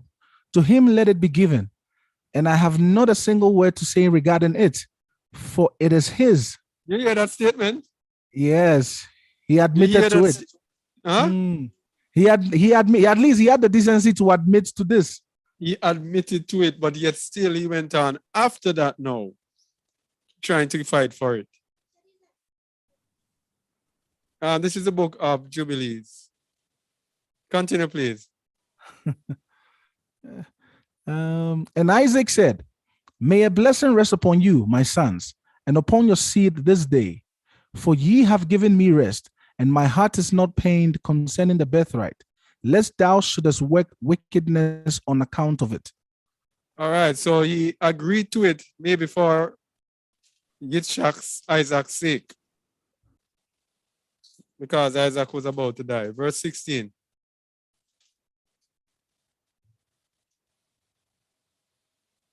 Verse 16. Which chapter is this one? I think someone is asking. 36. Chapter 36. Okay, all right. Verse 16. May the Most High Allah bless the man that worketh righteousness, him and his seed forever. 17. And he ended commanding them and blessing them. And they ate and drank together before him, and he rejoiced because there was one mind between them. And they went forth from him and rested that day and slept. 18.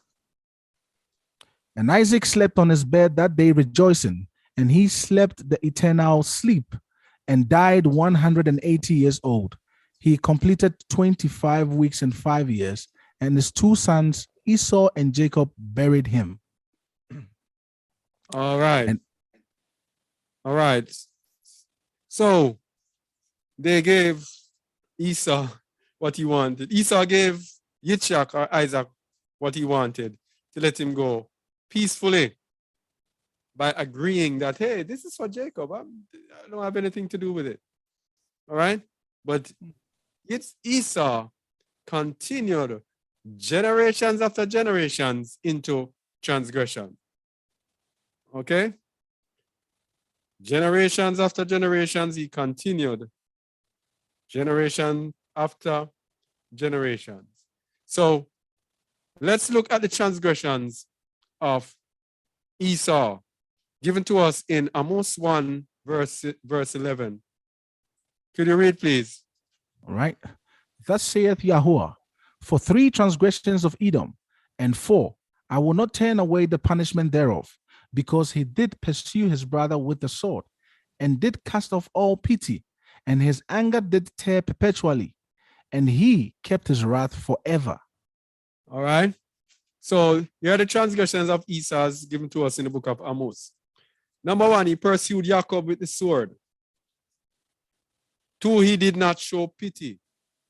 3, is forever angry against Jacob. And 4, his wrath never ceased from Jacob. People, you just want to go to the United States of America and you see this manifesting itself. Yes? Forever pursuing us with the sword, which is the gun, killing our people so regularly for trivial things, never show pity on our people. They are always angry with us, and we are like, what have we done to these people? And their wrath has never ceased from us. All throughout the world where these people are, they never ever have any pity on us. Look at down in Ukraine, when the Africans, the dark-skinned people were trying to leave. They blocked them off and say Ukrainians first. And they show them nothing but disdain, and you have tales upon tales of ill treatment and hostility that the people never knew. It seems as if they didn't know was there. But they don't really like you. Yes, they don't really like us. It is this enmity that comes from way back. Jacob and Esau still alive and well today. So because of these transgressions, Edom has to be punished. All right? So with all of these that we have heard so far, the question is, how can Edomites be saved? How can Edomites expect to be in the kingdom without trying to reconcile themselves unto the children of Yasharal? How can an Edomite, with all that we have just heard, how can an Edomite set up their own Edomite assembly, rejecting Yasharal, even though it says in Psalms 56:3, let not the sons of the stranger that join themselves to Yahuwah say that Yahuwah has utterly separated him from his people. Regardless, they see that, they set up things for themselves. And as Shamuel says, if you say anything to do with Israel, they say you are Hebrews. The Gentiles are supposed to join themselves to our people because there's no way an Edomite can escape the judgment of Yahuwah without cleaving to Yahuwah's people.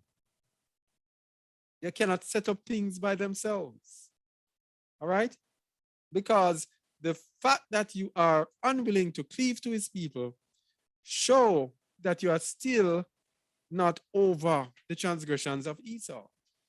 You are still angry with his people. You are, and this is why the Most High made it that they have to join to his people, to cleave to his people, because it would take away their pride and bring them down to being humble. And it is being humble that they have any chance of getting any pity or mercy from the Most High. And so a Gentile who refuses to join themselves to Yasharal, an Edomite who refuses to join themselves to Yasharal, they're in big trouble. Okay? So Esau now, and this is what the Edomites have done. Read 23:7, please. Thou shalt not abhor an Edomite, for he is thy brother. Thou shalt not abhor an Egyptian, because thou was a stranger in his land. So the Most High says the Edomite is our brother and we must not abhor them. Right? Just establishing the brother. But what does the Messiah say about a brother? So the Gentiles who continue to hate or despise our people, what does the Messiah say about a brother? Matthew 5:22. Read, please. But I say unto you, that whosoever is angry with his brother without a cause shall be in danger of the judgment. All right, And stop there. Whosoever shall be angry with his brother without a cause. Let's go back to the transgressions of Esau. What does number 3 say? Forever angry against Jacob. Okay. So if you are angry with him without a cause, and Edom is forever angry, how can you, being forever angry, be on your own and receive salvation or receive any form of mercy? It is by joining yourself to his people where the anger will have to be taken away. The anger against Jacob will have to move away from you. Because, of course, you're going to see that we are loving people and you have nothing to be angry with us about. Yes? So, read 22 again, please. But I say unto you, that whosoever is angry with his brother without a cause shall be in danger of the condemnation of the judgment. And whosoever shall say to his brother, Raka, shall be in danger of the council. But whosoever shall say, thou fool, shall be in danger of hellfire. All right, so it's very simple.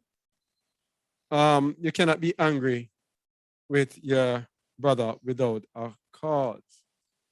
So, Esau, problems for Esau, more problems for Esau. Again, as we go to Malachi 1, verse 4. Read, please. Where else Edom saith, we are impoverished, but we will return and build the desolate places. Thus saith Yahuwah Sabaoth, they shall build, but I would throw down, and they shall call them the border of wickedness, and the people against whom Yahuwah hath indignation forever. Don't take this thing simple. He has indignation against Edomites forever. Edomites, you need us. For any form of mercy, you need us. You are called the border of wickedness. You should take it as a, what is the word? As a gift. Yes, I love to be able to associate yourself with his people. Yeah. With his righteous seed. You are the border of wickedness and his people are the righteous seed. And you are given a chance to cleave to the righteous seed. And you are proudly rejecting it and mocking his righteous seed. That's suicide. It's a double whammy. It's suicide. Yeah. Yeah. And, now go ahead. The interesting part is that, I mean, when this current generation, or when the younger generation is raised and brought up and told, to hate on Jacob's descendants, they don't stop for a second to ask, but wait, what is my quarrel with these people? Because they haven't done anything to me. Yes. These people have been oppressed for what? Over 400 years?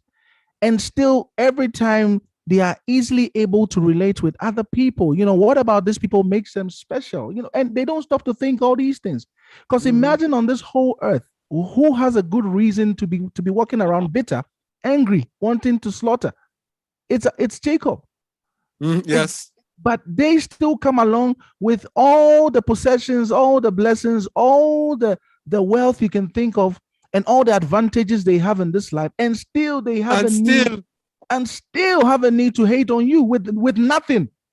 Literally, we don't have anything. What do we have? We don't have anything. Yeah, go ahead. And it is we who help them to get rich and powerful. You would think they would be happy and grateful. That is just, it's wickedness on another level, bro. It's I don't know, brothers, but this is like wicked. I can't explain the hatred. All right, to see another human with blood. The only difference is the pigmentation of skin, and then you have so much remorse. Anyway, it goes back to the curses. They are definitely playing it out. They have allowed themselves to be victims to the curse, because you can't do something about it. We can also choose that we are victims of the curse, but we haven't. We are saying no, we're going back to Torah and we are changing our ways. They also have the ability to decide like that if they want to. But the thing is that their high-mindedness would not allow them.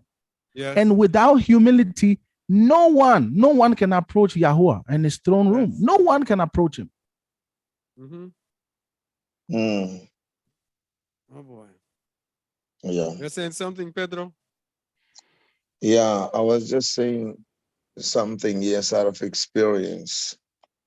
I lived in a country that the Edomites would show force at whichever cost.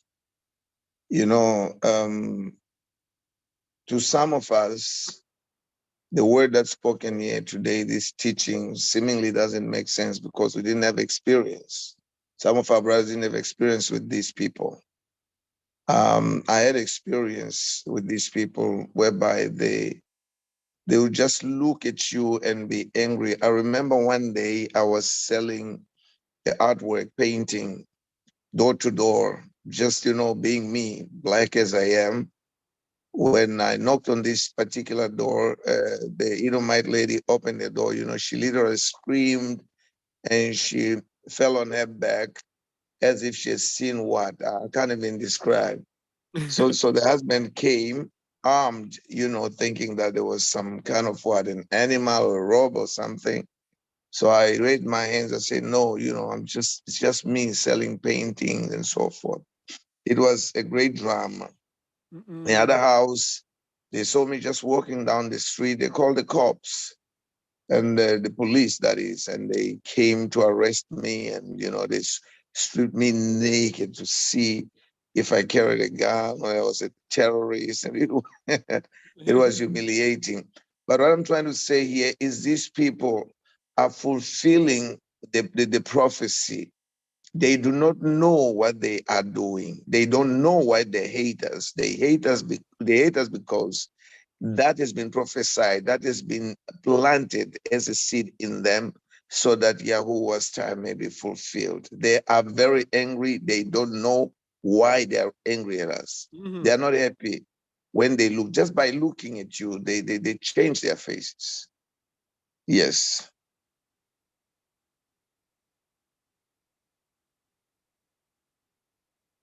Thank you. Will be a scratch. Oh boy. Oh. Yeah, it's it's a reality, really, honestly. And you see, the beautiful part about this teaching is that this is an opportunity for the children of Edom to see the amount of work they need to put in order to not end up lying to themselves that they will be saved. Because there's a lot of work, there's a lot of humility to be learned. There is a lot. You can go to a pastor and he will lie to you and smudge you in Christianity as what they are doing. In fact, Christianity is actually, you visit Caucasian churches, it's more racist than you can think of.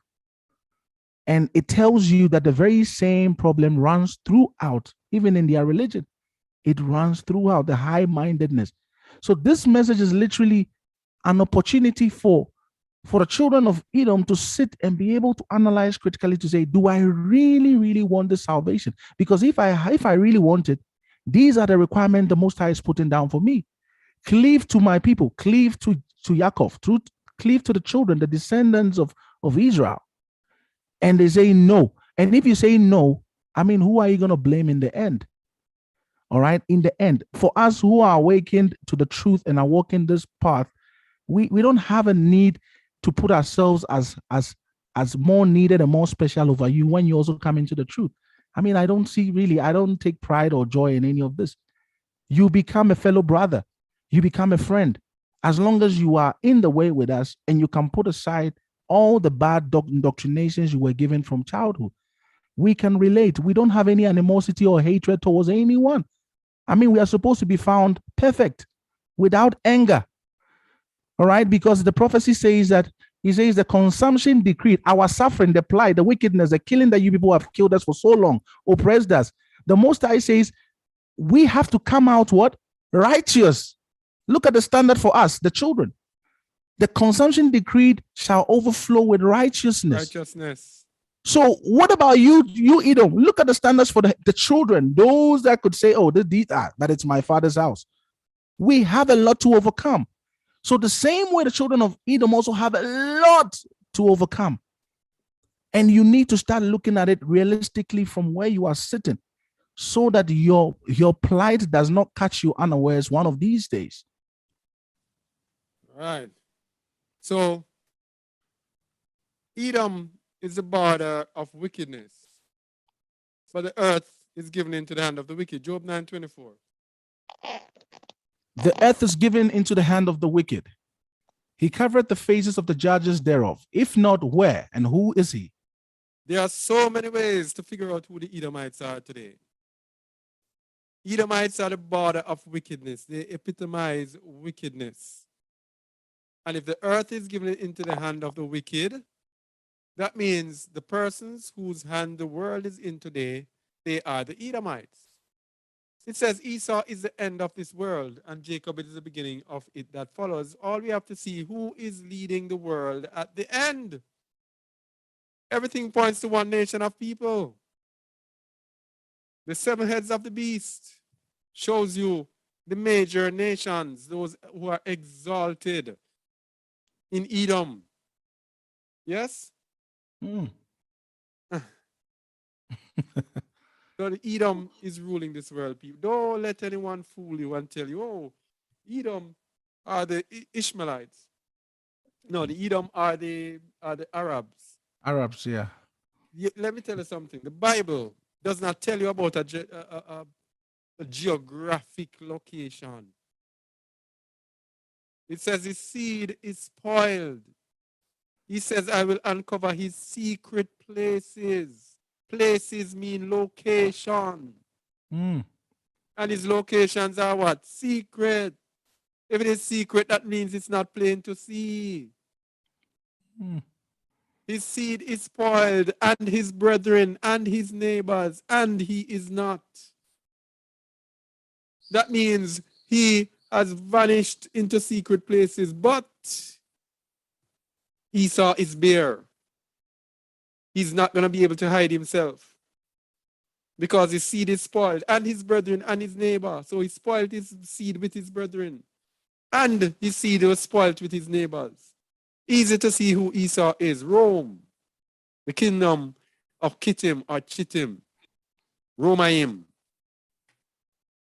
that spread throughout Europe, the children of Esau. And of course, Edom is still there over there in the continent they call Africa. Even Edomites in West Africa.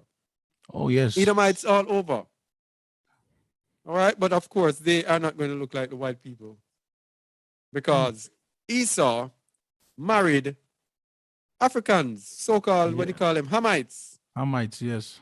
the children of the Hittites, etc., Esau, so they are going to look really black. So you have black people who are Edomites who we might think are Israelites. But the ones who mixed with the Romaim, these are the subject of the scriptures. All right? So where are we now? So let's show you how evil Esau is and why we have to understand why the Most High deals with them in this way. In Joshua 63, it tells us how Yahuwah listened to the prayer of an Edomite because of Abraham and Isaac. Let's see. Yahuwah listened to the prayer of an Edomite, and yet still the Edomites do not worship Yahuwah. They still hate him. Joshua 63, 16 to 28. Read, please. Before I read, brother, let me show you the lying pen of the scribes in this scripture here. You see the name that you have there, Zippo. Yes. It's not Zippo, it's Tepo. Tepo. Oh. An African name, a proper African name, Tepo. Oh. And they changed it to Zippo so that we don't know, because I have the actual translation that makes it Tepo. That says it's Tepo. Yeah. So it says, yeah, Edom. Yeah, one day we will thank them well. Go ahead. And Zeppo also went. Let's see if we can get it a bit better. Okay, also sent. Okay, and Zeppo also sent a letter to the land of Edom. Let me see if I can get it a little. Yeah. Bigger. It's actually not bigger, it's just the bandwidth. It's just internet. Oh. Yeah, just the bandwidth. But let's try and get through. And All Zeppo right, also sent a letter to the land of Edom to Hadad, the son of no, it's become smaller. All right, let me put it bigger and shift it. Okay. I want to make sure all of it can fit. All right. I'll have to shift up something here. Let me get it. Coming up.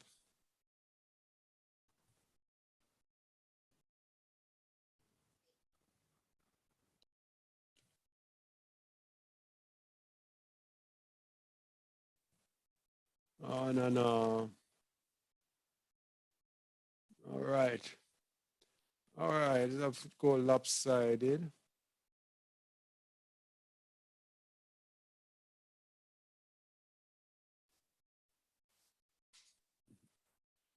All right, go ahead. And Zeppo also sent a letter to the land of Edom, as to Hadad, the son of Bedad, king of Edom, and to all the children of Esau, saying, I have heard that Angias, king of Africa, is coming to us with his brother for battle against us. And we are greatly afraid of him, for his army is very great, particularly, am I right? Is it particularly? Particularly as he comes against us with his brother and his army likewise. Now, therefore, come you also up with me and help me, and we will fight together against Angias and his brother Lucas, and you will have saved us out of their hands. But if not, know ye that we shall all die. Mm-hmm. All right. Continue. And the children of Esau sent a letter to the children of Chittim and to Tepo their king, saying, we cannot fight against Angias and his people for a covenant of peace. For a covenant of peace has been between us these many years, from the days of Bela the first king, and from the days of Joseph the son of Jacob, king of Egypt, and Egypt with Let me read it. Take the last part because I'm struggling to see it. With whom we fought on the other side of Jordan when he buried his father. And when Zepho heard the words of his brethren, the children of Esau, he refrained from them, and Zephyr was greatly afraid of Angeas. And Angeas and Lucas, his brother, arrayed all their forces, about 800,000 men, against the children of Kittim. And all the children of Kittim said unto Zephyr, Pray for us to the Allah of thy ancestors. Peradventure he may deliver us from the hand of Angeas and his army. For we have heard that he is a great Allah, and that he delivers all who trust in him. See that? This is Allah. Verse 23. And Zephyr heard their words, and Zephyr sought Yahuwah, and he said, O Yahuwah, Allah of Abraham and Yitzchak, my ancestors, this day I know that thou art a true Allah, and all the Elohim of the nations are vain and useless. Remember now this day unto me thy covenant with Abraham our father, which our ancestors related unto us, and do graciously send me this day for the sake of Abraham and Yitzchak our fathers, and save me and the children of Kittim from the hand of the king of Africa, who comes against us in battle. Now did Yahuwah reject him? And Yahuwah hearkened to the voice of Zephyr, and he had regard for him on account of Abraham and Yitzchak. And Yahuwah delivered Zephyr and the children of Kittim from the hand of Angeas and his people. And Zephyr fought Angeas, king of Africa, and all his people on that day. And Yahuwah gave all the people of Angeas into the hand of the children of Kittim. You see that? Yeah. So again, going back to what we said, this was an Edomite, Zephyr, leading the Romans. They were one people. That's how the Romans became Edomites. But another important thing is that when we tell, like, for example, those Old Testament only people, when they say they mock us for praying to the Father in the name of the Son, they say that is idolatry and that we can go to him on our own. We don't need any intercessor. We don't need any son. You see the principle here, bro? Yeah. Right. Right there. He hearkened to the voice of Zephyr on account of Abraham and Isaac. So that is why we go to him in the name of his son, so that he hearkens to us on account of his son. Yeah. Yeah. Same principle. And importantly, Edomites, who he said are his sworn enemies, this Edomite prayed to him, and he answered the Edomite and gave him victory. But the children of Edom still did not believe that they should worship the Most High. They still hated him. Psalms 83, verse 1 to 8, a psalm that most of us know almost by heart. Even though he did that, it says they still hate the Most High. Can you imagine these people? Read, please. All right. Psalm 83, verse 1. A song or psalm of Asaph. Keep not thou silence, O Allah.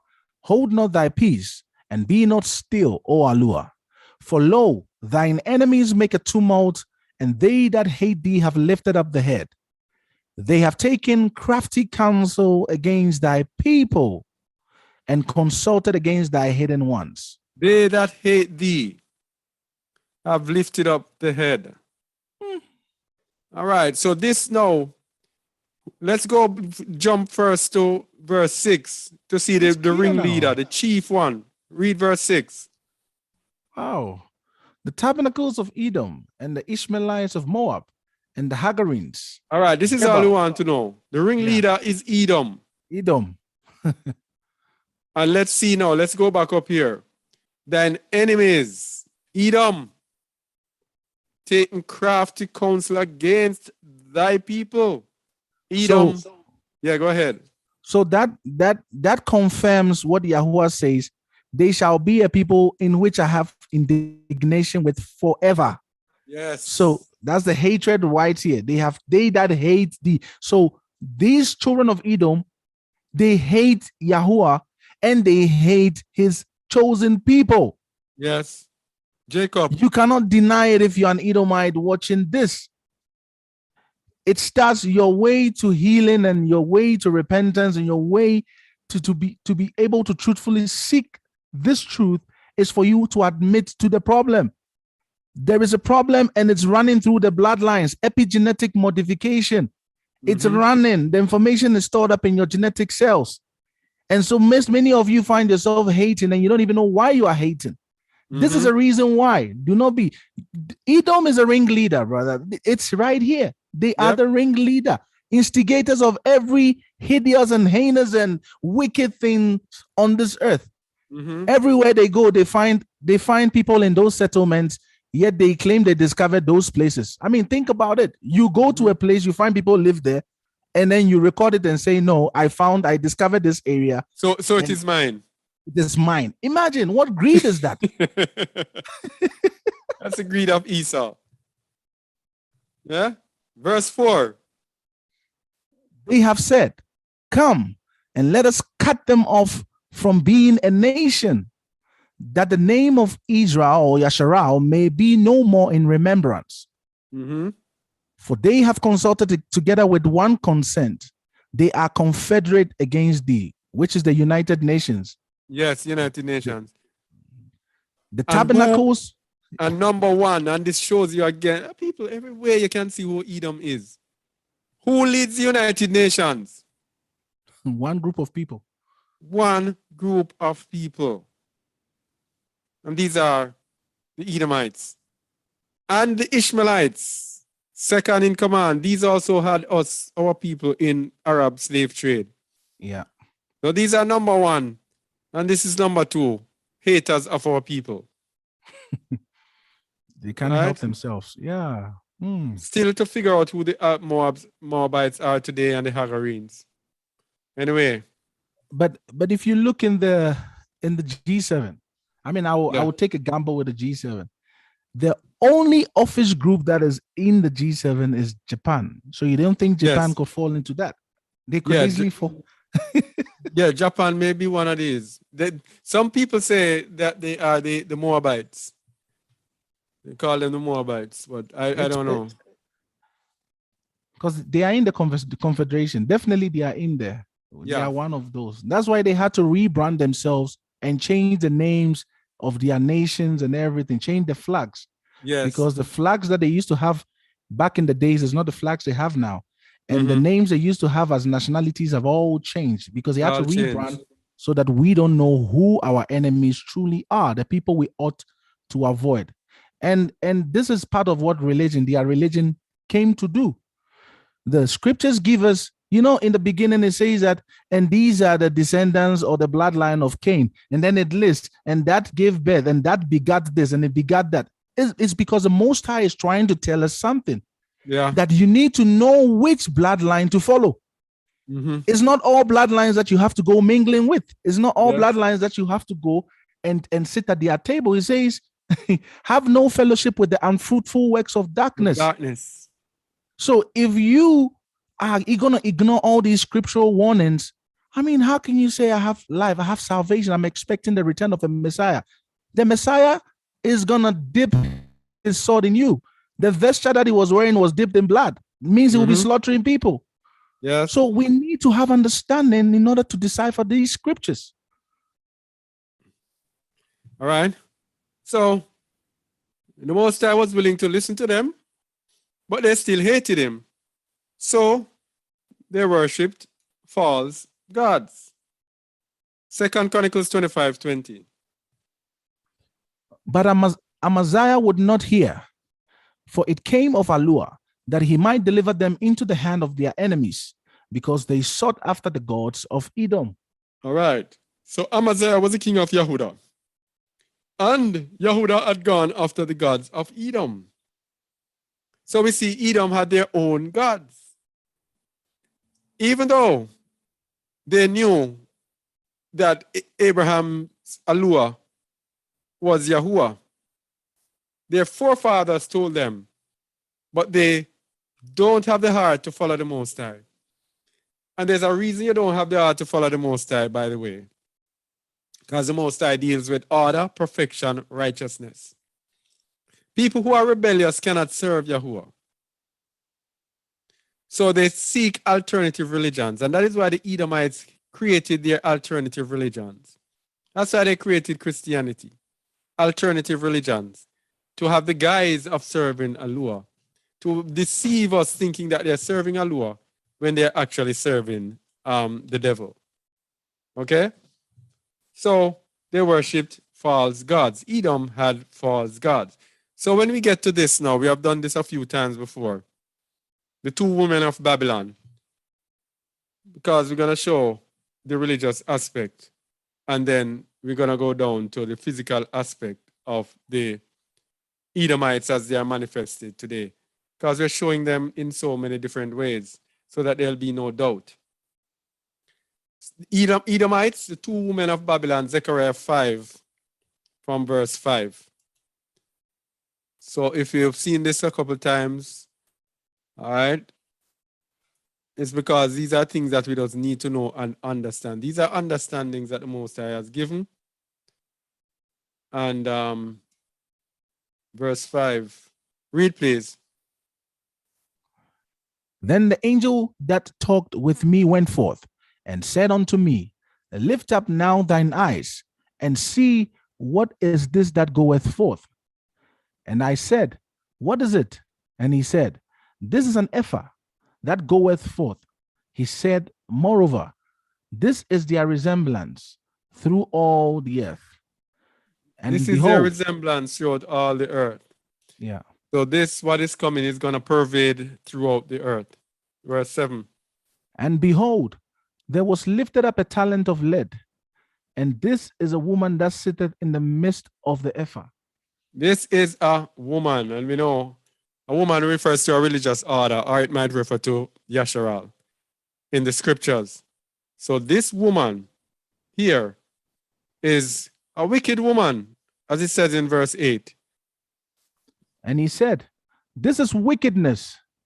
And he cast it into the midst of the ephah, and he cast the weight of lead upon the mouth thereof. All right, so this is wickedness. So what is the border of wickedness? Edom. So if Edom is wickedness, the earth is given into the hand of the wicked, and he cast wickedness in the midst of the ephah, in the midst of the woman, that means the woman will be a woman of Edom. Okay? Verse 9. Then lifted I up mine eyes and looked, and behold, there came out two women, and the wind was in their wings, for they had wings like the wings of a stork, and they lifted up the ephah between the earth and the heaven. Two women coming out. Two women. So these are two religious orders throughout the earth. Two women. And of course, if this is wickedness, it is two Edomite women. Verse 10. Then said I to the angel that talked with me, Whither do these bear the ephah? Now, bro, sorry, before I continue, I just want to put this out there.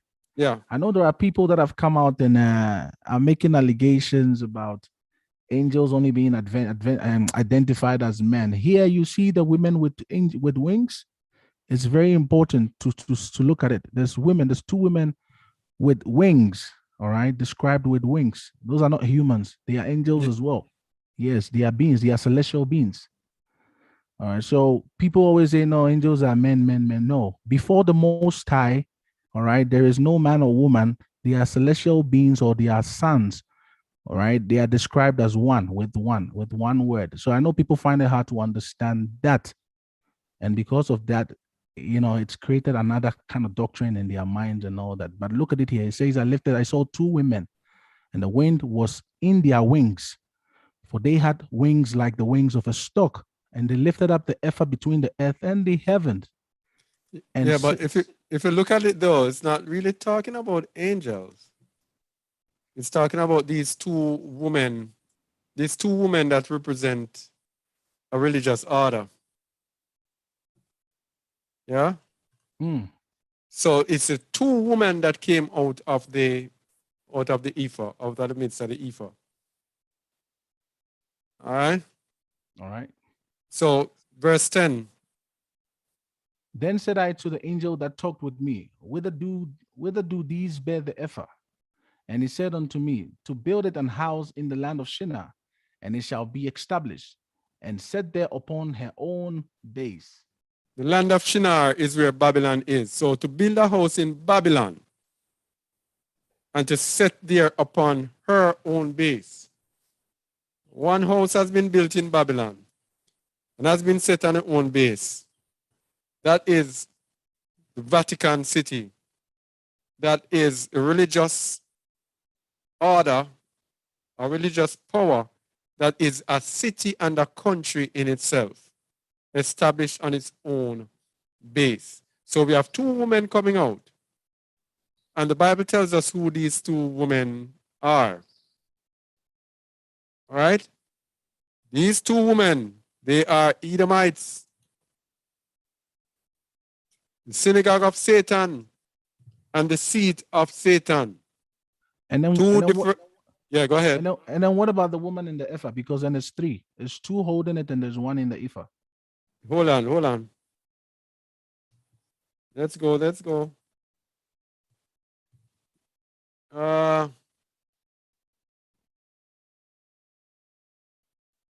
Where is it? And behold, and this is a woman that sitteth in the midst of the ephah. And he said, this is wickedness. Well, that woman would represent Hasatan, wouldn't it?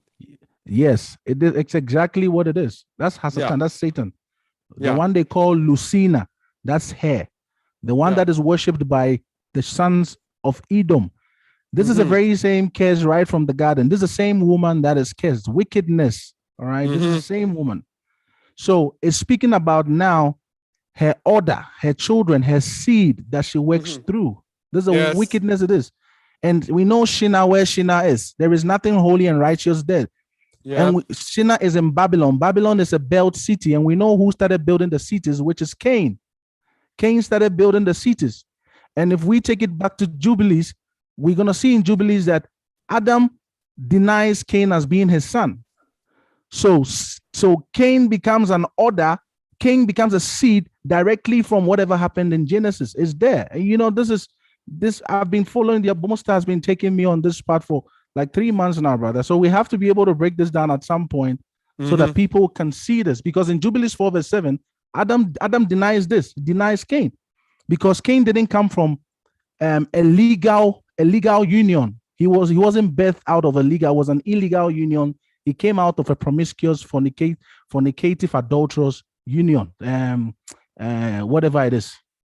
So it's the very same thing that is going on. So this description here is the same two women who represent the fallen ones, who are doing the bidding of Hasatan. All right. So they carried this woman and made an altar or a temple or whatever it is there in Shinar, which is in Babylon, the belt city again, where you find the seed of this people. It is this very same seed line that Esau went to go and mingle and spore his seed with. Yeah. These are the very same people. That is why the word says that Esau's seed is spoiled, because he's gone to fellowship and to mingle himself with the people that the Most High has indignation with. So it's the very same thing that is running down here. So it's the two women that are holding the ephah with the wicked Hasatan in there, the one they call Lucifer. Lucifer representing the planet Venus.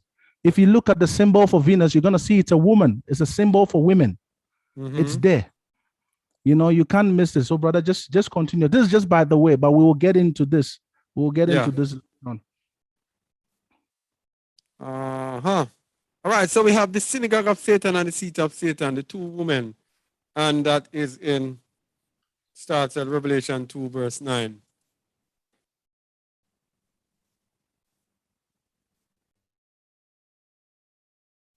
Read it, please. I think we looked at it last week. Read it, please. I know thy works and tribulation and poverty, but thou art rich. And I know the blasphemy of them which say they are Jews and are not, but are the synagogue of Satan. So the true people in the end will have works, will have tribulation, will have poverty, but are actually rich. But the important thing, the blasphemy of them which say they are Jews and are not, but are the synagogue of Satan. This is one of the women, a religious order, the synagogue of Satan. But it also tells us about the seat of Satan. And we had looked at this before, I think, about Pergamos, and Pergamos revealing the place where Satan dwells, which is Satan's seat. And we looked at a couple important things about Pergamos, which is verse 14. This is the seat of Satan. Read, please. All right.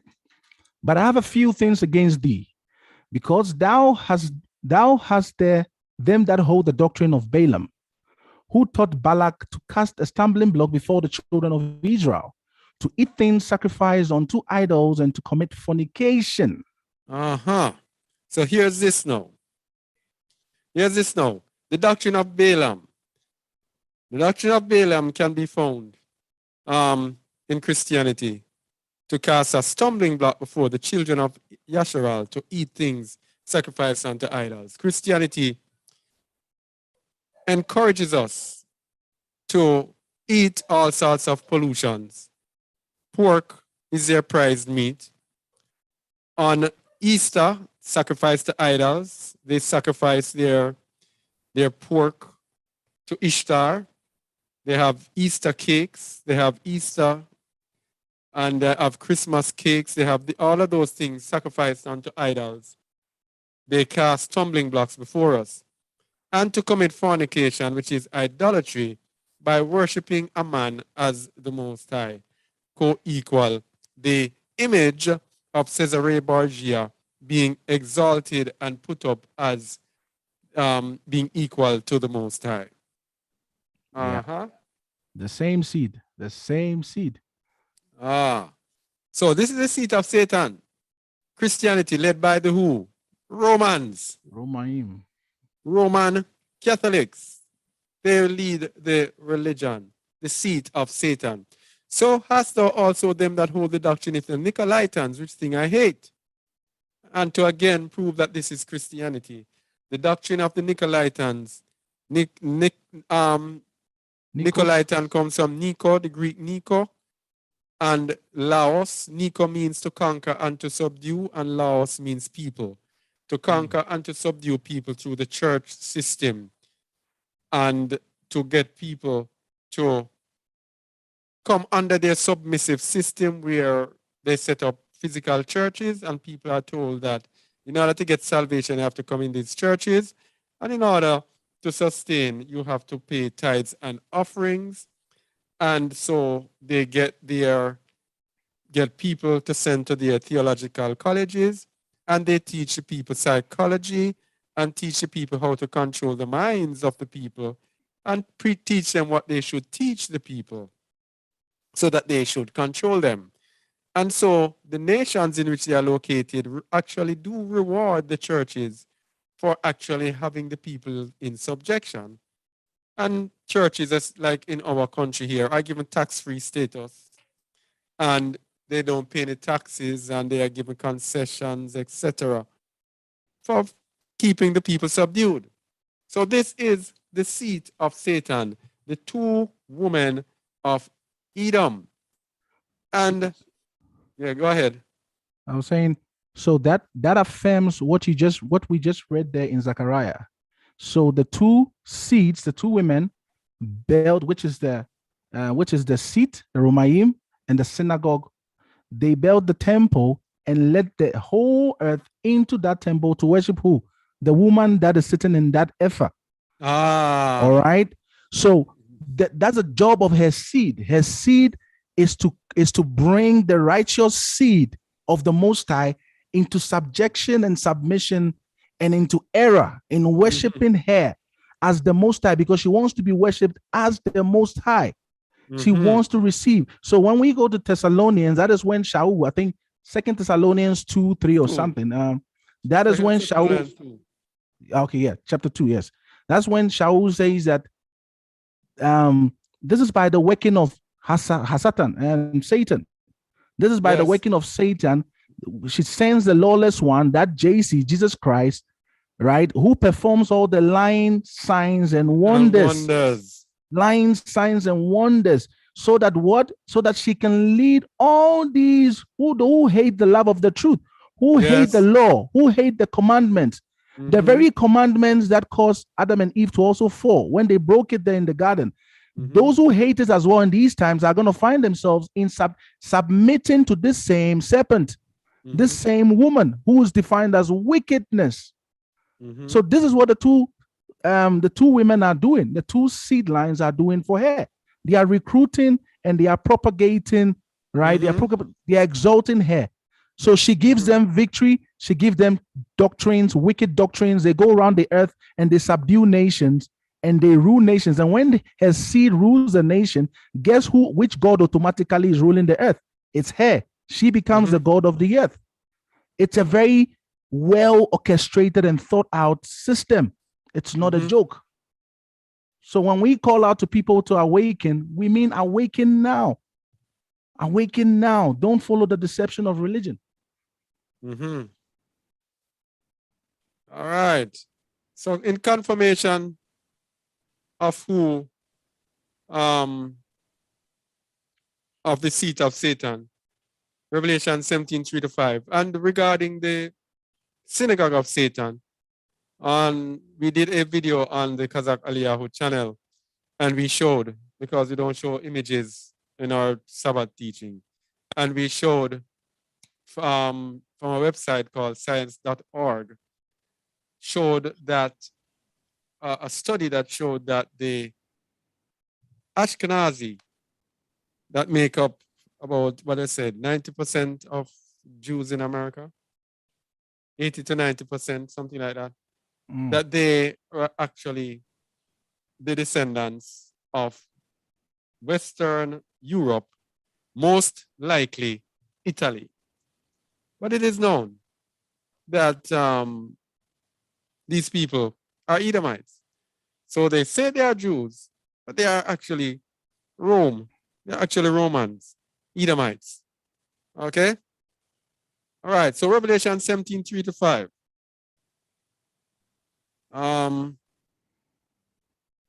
Where did I? No. Revelation 17:3-5.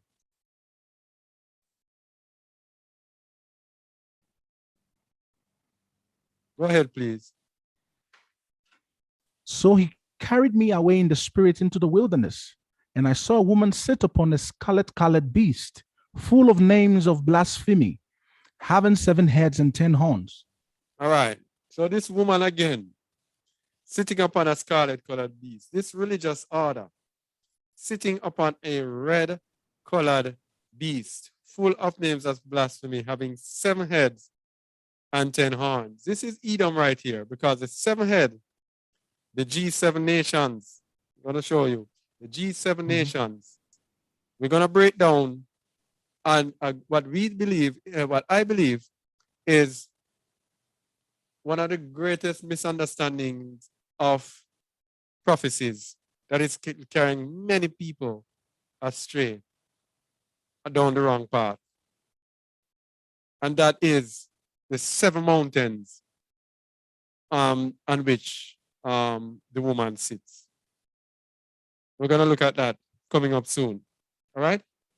So this woman was sat upon the 7-headed beast. Verse 14. 4.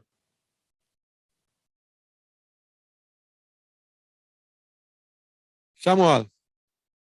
Yes, bro. And the woman was arrayed in purple and scarlet color, and decked with gold and precious stones and pearls, having a golden cup in her hand, full of abominations and filthiness of her fornication. All right, so this is a woman, the seat of Satan. This is a woman, Roman Catholic, Romans again, Edomites again. Verse 5. And upon her forehead was a name written, Mystery, Babylon the Great, the mother of harlots and abominations of the earth. Aha. The woman. Abominations of the earth. The mother of harlot. All right. So it puts the mystery there because is pushing us to go and find out who or what this mystery is about. Because if you don't know it, your enemy is going to beguile you. You know, I hear people say, why do we need to unmask the ancient enemy? It's because I've never seen a soldier go to battle and not know who his enemy is. Yeah. How are you gonna go win? Have you ever seen a soldier arrive on a battlefield and says, actually, where is our enemy? Why are we here? Yes. No. How are you gonna be ignorant of her schemes if you don't even know who the enemy is? This is why she has hidden her identity all these years. Mhm. This is the reason why we don't know. We just know Satan. We just know Lucifer, light's bearer, morning star. But we do as to how this being looks like and how they operate, we don't know. So how do we expect to gain victory? Because when we were in Christianity, we were busy stamping our feet. Oh, we are killing Satan. Oh, we are killing. And then, the following day, your business doesn't go well. You're like, what have you done to Satan? Clearly, Satan is still alive. And this is, yes, Christianity is just, it's horrible. It's awful. They've been killing Satan for centuries, and somehow Satan is still alive and is causing them to err and to transgress. So we need to know this mystery. This is so important. That is why it says mystery. Babylon the Great, the mother of harlots and abominations of the earth. We need to know who this is. So this teaching is very timely, Brother Kazak. Our brothers and sisters need to heed this and share with their loved ones as well to awaken from this slumber. All right. So Jews. Are these people Jews? Synagogue of Satan. Those who say they are Jews and are not. Well, these people we have the Ashkenazi, as we were speaking about. We can trace them. Genesis 10, verses 2-3. Read, please. The sons of Japheth, Gomer, and Magog, and Madai, and Javan, and Tubal, and Meshech, and then Tyrus. And the sons of Gomer, Ashkenaz, and Riphath, and Togamath. So Shem, Ham, and Japheth, who are the children of Israel descended from?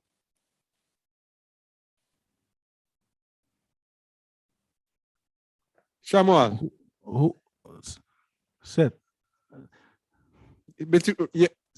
Shem. Shem. Shem, Ham, and Japheth. Our people are descended from Shem. But the Ashkenaz are descended from Japheth. Japheth through Gomer to Ashkenaz. Yes, all the way to Ashkenaz, yeah. So they are not Jews. Okay? They can't be Jews. They cannot be Jews.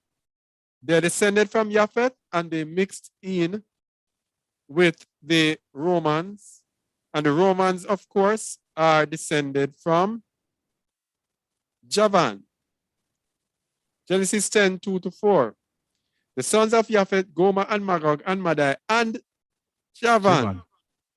And Tubal and Meshech and Tiras. And the sons of Javan, Elisha and Tarshish, Kittim. Kittim. Romans come from Japheth, Javan, Kittim.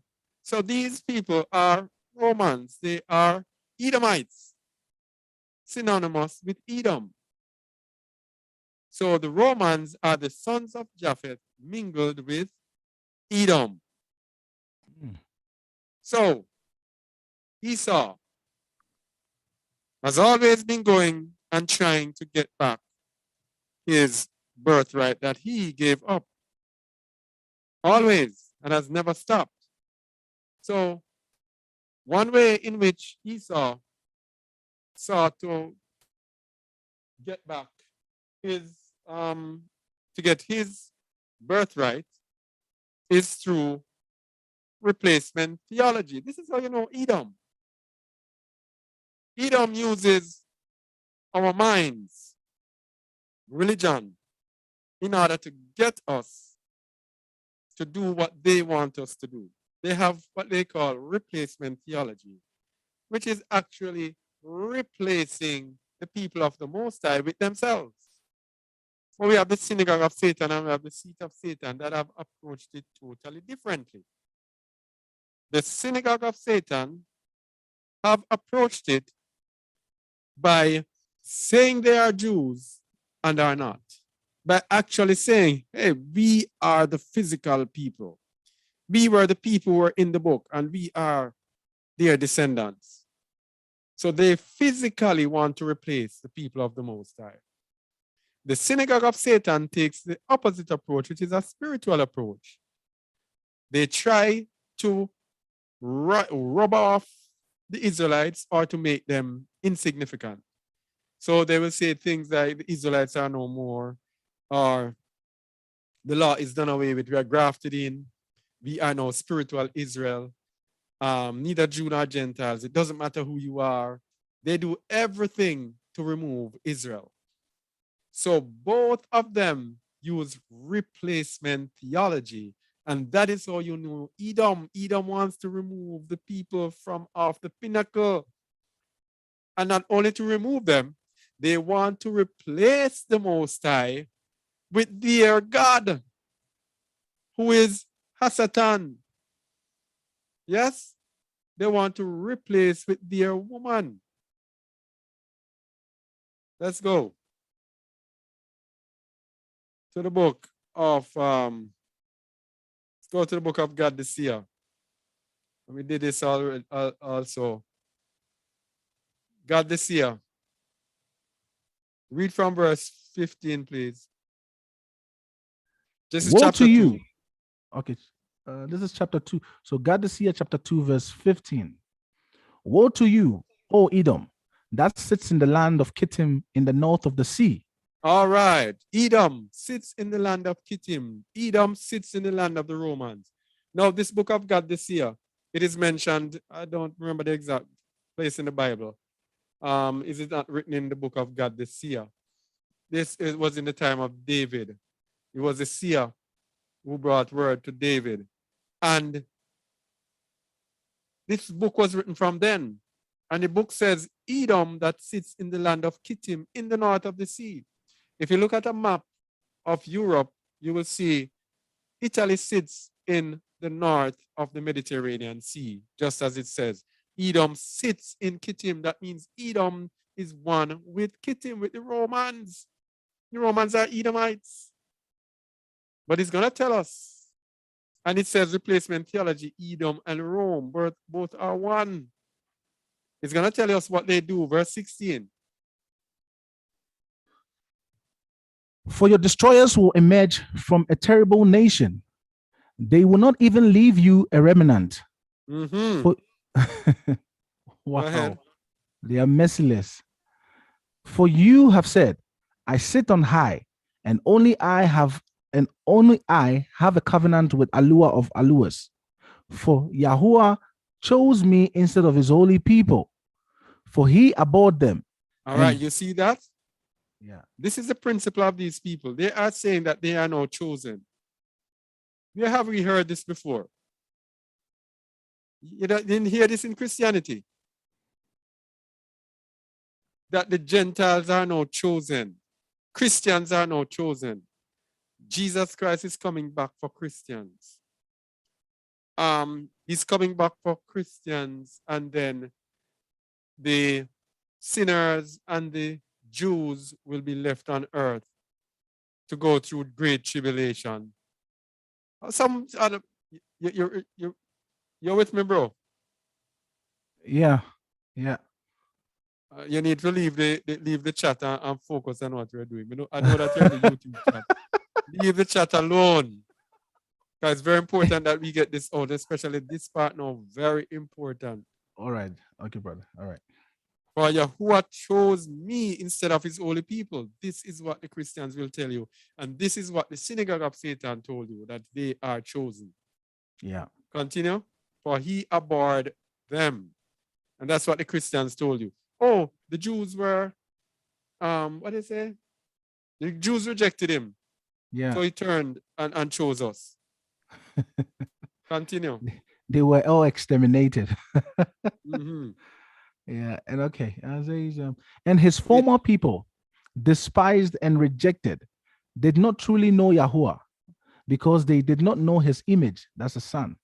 We are truly wise and intelligent. We know Yahuwah and his law. We know his image. That's the Son. And the presence, that is his Ruach HaKadosh. All right. But that's, yeah. Yeah. That's what they talk about. Is Holy Ghost. We have the Holy Ghost. Which is yeah. Which is what you call it? Which is heretic? How do you call the Yes. Most High that is living a ghost? Yes. A ghost that is dead. Oh boy, these people have done a number on us, and we have so fallen for it, and we'll wake up and think for ourselves. All right, so let's hear what Yahuwah says about this replacement now, replacing his people. Verse 20. Verse 20. But thus says Yahuwah, because you rose up in pride to brag about allure of allures, know that you will perish in your conceitedness. For why would you put confidence in man, whose life is like a vapor, which begins in the morning and is gone by noonday, placing him to sit beside allure? All right, so this is from the time of God this year. What is it? What does this remind you of? Hey, Yahusha. Well, Jesus. They put Jesus next to.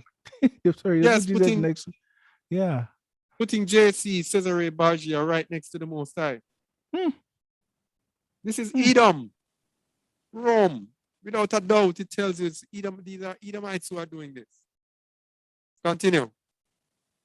For it is not you whom I knew formerly, and where is the bill of divorce of my people? Sorry, I had to laugh on that one. That is a good question. Where's the bill of divorce of my people that you said would be a prey? Show it to me. Show me. I have never cast off my people. So how can you come and want to take away everything from my people? That's why we tell you that these people, they cannot start their own thing and have their own thing. It all surrounds his people's salvation. It's of Yahudim, and you partake of that salvation by partaking with his people. Now here's a judgment for Rome, which is also the judgment of Edom. Continue. Yo, bro, we were literally dead in Christianity, eh? Yo, it literally almost brings tears to my eyes. We're so lost. We're so lost. So far away. Your corpses will fall among my people. Oh, jealous Yahuwah. Come out of your place and smite Edom. Consume them. Smite Edom. Consume them. We're gonna see Edom now. Read, please. Come to Zarephath. Zarephath is a place over there in Canaan. Yeah. So that means Edomites are still over there in that place they call the Middle East, Canaan. Yeah. Come to who? Come to Zarephath. Come to Sepharad. Who is the Sepharad? The Sephardic Jews. They are Edomites. Yes, Sephardic, yes. Come to Ashkenaz. Ashkenaz Jews are Edom. They are all Edom. Come to Germania. Where is? Is it Germany? Germany. Germans are Edomites. They are Edomites, yes. You see Oh boy, this is good stuff. What? Germania. No wonder God came from there. You know, good. They came up with good and good. What? These people are wicked people. Do you see that? They are wicked. They took out this book and they say it is uninspired. Why? Because it reveals and exposes them. So it's uninspired. They shall come. And these Germans, by the way, are those famous. Bro, check your bandwidth. Your line is changed. We can't hear you. Okay. Can you hear me now? No, it's still a bit bad.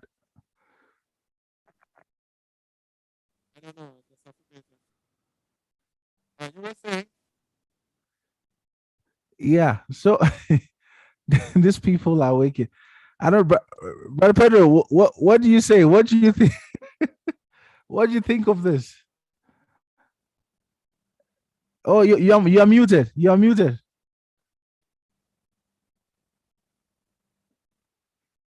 Brother Pedro, you are muted. Oh, yeah, sorry. As I didn't get the whole thing, I just got a call I had to attend from Germany right now. Yes. Also talking about the vision that they had about things, but we'll talk about it after. All right. Okay. Yeah, please. I didn't get the whole thing. I just had to read John because I had to attend to them. They've been calling since the morning. No, it's fine. It's fine. Yeah. No, this here is speaking some very deep stuff. Like, bro, it's revealing all these Edomite, nations that are, we call them the sheep's in wolf in sheep's clothing. Sheepskin, yes. Yes, they have taken the nature of righteous. Remember, Satan comes as an angel of the light. Yes. This is exactly what her seed also they do. They take on the form of Jewish. And then we've been following them, and we've been being a Christian back in the day. We would send donations and offerings and what not to these same wicked people, thinking that they are righteous seed and that they deserve to be taken care of. No, we've actually been setting ourselves up for more wickedness in this time. They are going to use all the wealth they have amassed from us against us. And that's what they are doing currently. Their wickedness started when they first stole or destroyed, they erased our identity. And first, we didn't know who we were, where we came from, why we are here, the purpose. So when we lost all that, then they had the fertile ground on which they would play us. So therefore, these people are wicked to the core, but they do not know, most of them, they do not understand as to why they are like that. They think it's just their nature. They don't know that is a line to their own destruction. You see that? So they are so wicked. Bro, I lived in South Africa for over 30 years. And I lived there during the apartheid time. What I saw, because I had this chance to work with, I was the only one person working in this particular company as a black person. Yes. The only one person allowed to work in this particular company. And this company only dealt with white people. So I had to go to the white people, bro. I experienced the worst humiliation. Believe you me. So these people, they are all unknowingly or knowingly doing this, knowing that their time is at the end. Their time has come to an end. They shall be brought down. So they are trying to do everything by whichever means in order to cling to that little power that they still have. But the time has come. Yeshua is awakened. Yeshua is now awakened, and now they know that these people, they know who they are. Now what we're going to do. So we just got to press them hard. This is what's happening. Yeah, these people are wicked. We had Portuguese people here. They came to this country and they called us monkeys. What you must believe is when these Edomites, they have you. When they have you might think that they love you, but they have you being a black person as a little monkey pet. You understand that? Yes. To them, it's like you are this little funny monkey pet that they have. They don't see you as a human being. This is why you will see them driving in a car, in a bakkie. In front, they have a dog, and you at the back. You're sitting in the back of the pickup, the van. What? Yeah, the van, and then they have the dog. Is sitting in the front seat because you have no value. But this, and it's winter. They are completing their sin. Their sin is becoming complete for their own destruction. This is what is coming to. Yes, that's a great point. So this is the very reason why they see that their time has come to an end. So now they want to use the jab to destroy to destroy all the bloodlines so that every nation, even the righteous nation, is corrupted. The seed of the righteous nation is corrupted, just as in the days of Noah. This is the very same Exactly. thing they are doing again. So they're trying But to look at corrupt everything because they know the time of Jacob's trouble is about to begin and Esau is about to be ended. So they you are know where the trying other to problem. yeah. So you know where the other problem lies, bro, and to all of us who are here. When we were born, when our fathers were born, they found that the book was already written. When the word, the end is coming, flee from Babylon, when they saw that, they took it to the future.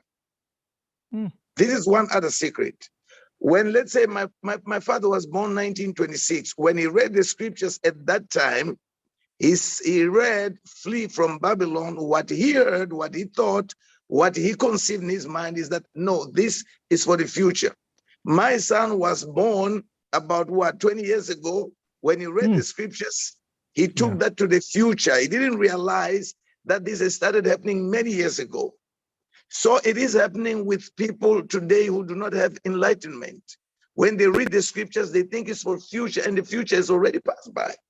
We are at the last moments of the last moments. We're at the last hours of the last hours. So therefore, these people, they do know this. This is why here in Africa, they did not manage to get as much people to vaccinate. They did not get as much people to take the jab, let me say that way.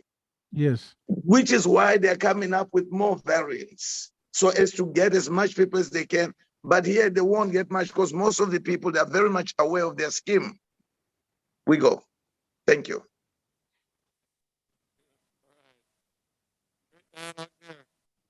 Is Yo, Brother Kazak?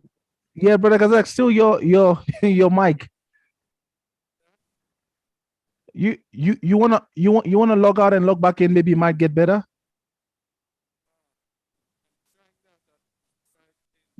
We can't hear you at all. Now you are like you are sucked in. We can't hear you like totally. You know, in the book of Romans, chapter 1, I don't know whether it's verse 12, where it says, though they knew Yahuwah, they did not worship him as Yahuwah. They worshipped him as Zeus, as God, as God. They did not worship him as you, as Yahuwah. Hence, Brother Kazak was reading that Tsepo prayed to Yahuwah of Abraham and Isaac, and he was delivered. So he knew Yahuwah. I'm reading it as he said, as he read it. He knew that this is Yahuwah who delivers those who believe in him, but he did not then worship him as Yahuwah, even though he knew he was delivered.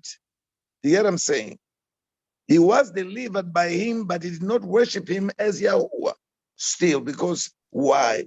He knew that he is not going to be saved unless he stays in obedience. And it's hard for those who are not called to stay in obedience. They see foolishness in it.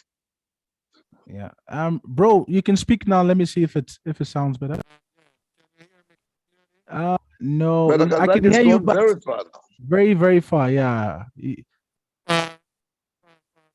No, Nope. is Brother Mahar alive? Yeah, but brother Mahas, brother Mahas somewhere there. Yeah, Bro, I'm are you here. there? Oh, you there? There you go. Man, Brother Mahar, miss you. Just appear, please.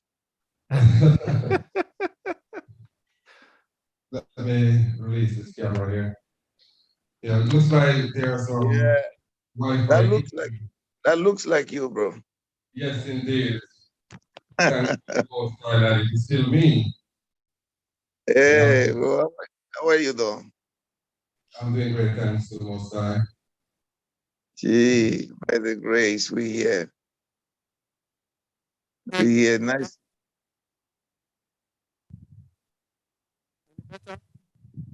Brother Azad, you still But nowhere. no, still. Still nowhere. No, brother Mahas, you were saying you wanted to share something. No, no, I'm just saying he looks like he's having some technical difficulties on the side. Oh, okay. Yeah, but in the meantime, just want to encourage us that we should really do a lot more listening than speaking, think before we act.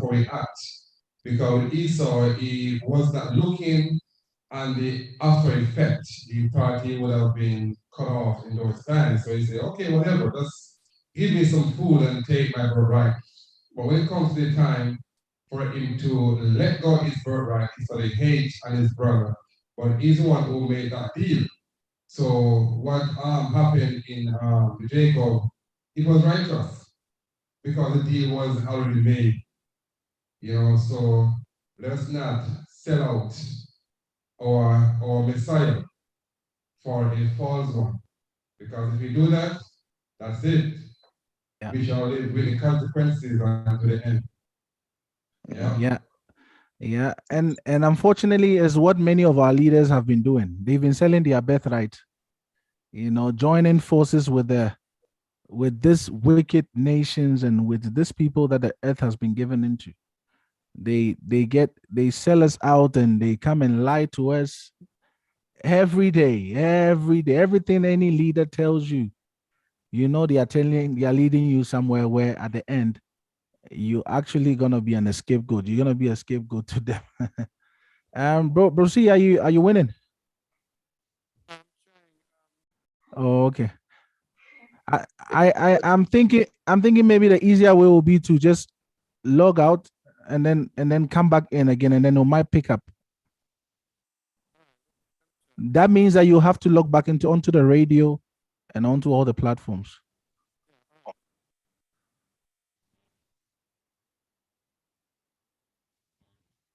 Yeah, it's part of it. It tells you the message is the message is hot. The enemy would become a stumbling block to it. And this is all part of it. Mm. Yeah, sorry for the inconvenience, people. It's one of those glitches where it's out of our hands. It's internet issues and all that. So let's hopefully everything falls into place quickly and we can get back on track. All right. But yeah, if anyone else has anything to share, you can share in the meantime whilst Brother Kazak is trying to sort this stuff out.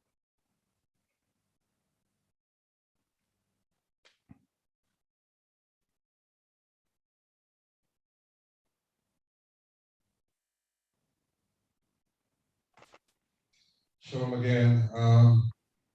As we are discussing these last days of measures that we should be taking in these last hours, in fact, last hour, because the way all things are looking, we are in the last hour, so we can afford to waste that even a second.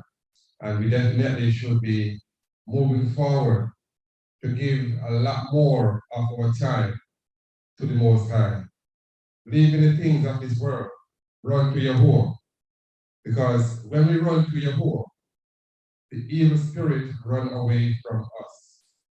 And what we need today is love, love, love. That is what will take us through. If we don't have love, we are going to be like in a pool-like situation, just turning around, going across, up and down. That is where many of us were. That is where many of us still is. But we need a river. As a matter of fact, we need a sea life experience, wide and deep. Too much of the pool. So we have to expand, get deeper, giving more praise to the Most High, praying to Him more daily, hourly. That is what we need for our covering these last days. We need the whole body armor, praising Yahuwah in our thing, giving thanks in our thing, denying ourselves daily. Because without self-denial, there will be no Ruach. there will be no Holy Spirit to dwell within us unless we deny ourselves. We can be in the know. We can know everything from Genesis to Revelation and still not have the Spirit of Yahuwah within us. No, that would be vain for anyone to know that much and will understand that even a fraction of that which we know. So we definitely probably need the indwelling of the Ruach of the Most High in our lives. All right, and with that we can believe that we are on our way. All right, so turning back over to Samuel or Brother Pedro. All right, brother. Thank you. Thank you for that word. It cannot be overly emphasized, because right now, brother Maha, you have said it. I know for how many years now have you been saying deny self?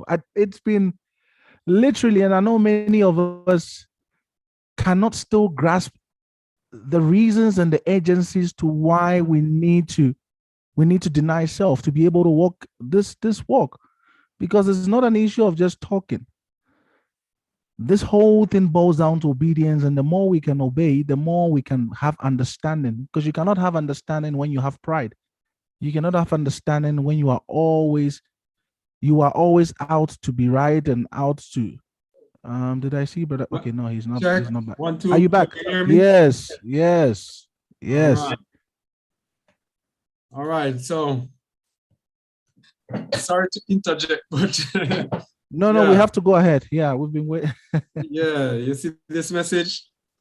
You see when I did the video for Kazakh Eliyahu that partially dealt with this topic, I had to do the video 3 times. One of the times, while I was even doing the third one, I got a call. I can't even mention what the call was about. Attacks from all angles. There is attack, even in the chat. There is someone posting adult sites here on the chat. Yeah, man. This thing, the devil doesn't want this one to go out. And when I edited it, I had to edit it almost twice. It was very, very tedious to deal with. And now this one, no surprise that this is happening.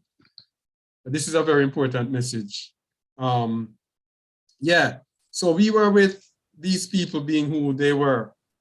And we were here. The replacement theology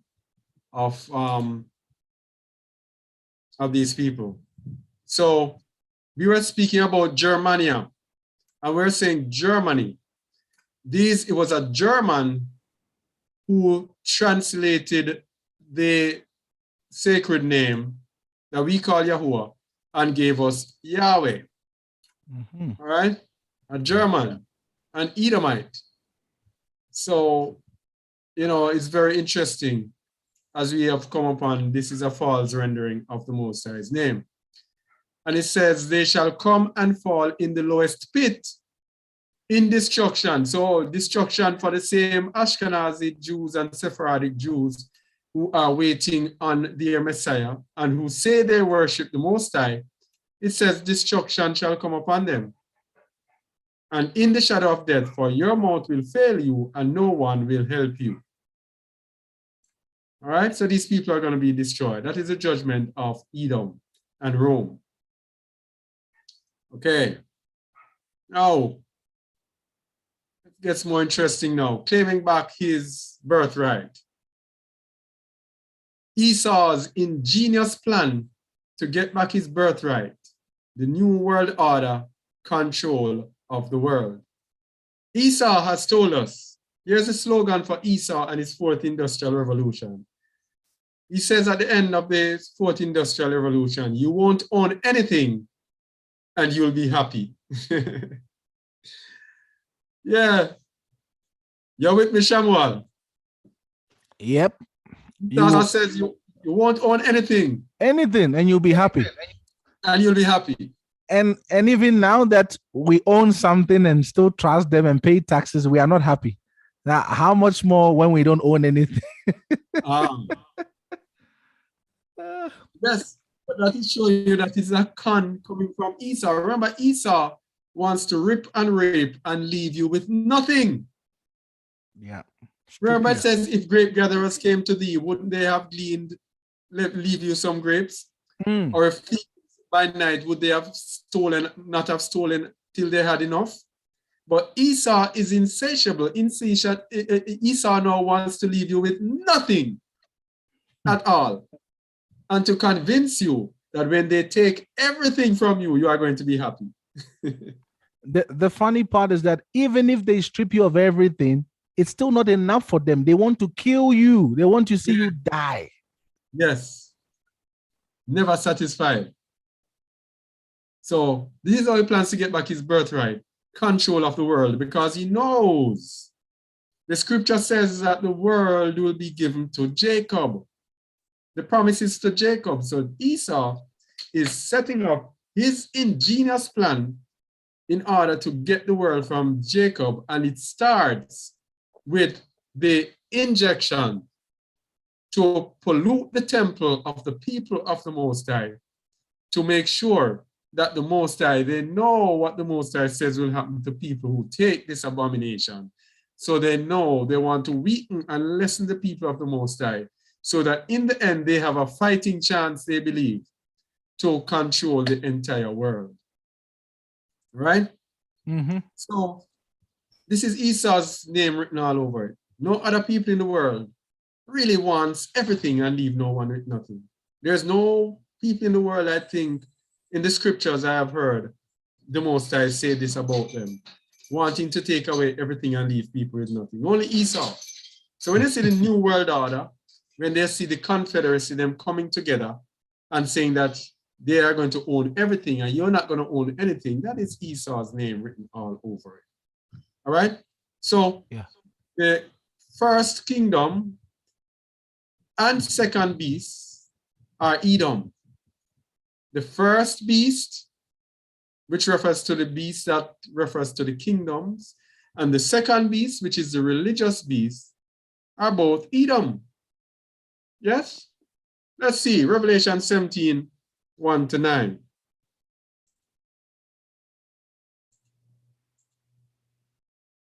All right, we did up to 4. Let's do it again. So it's very important that we bring this out.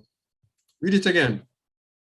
And there came one of the 7 angels which had the 7 vials, and talked with me, saying unto me, Come hither, I will show unto thee the judgment of the great hall that sitteth upon many waters, Continue.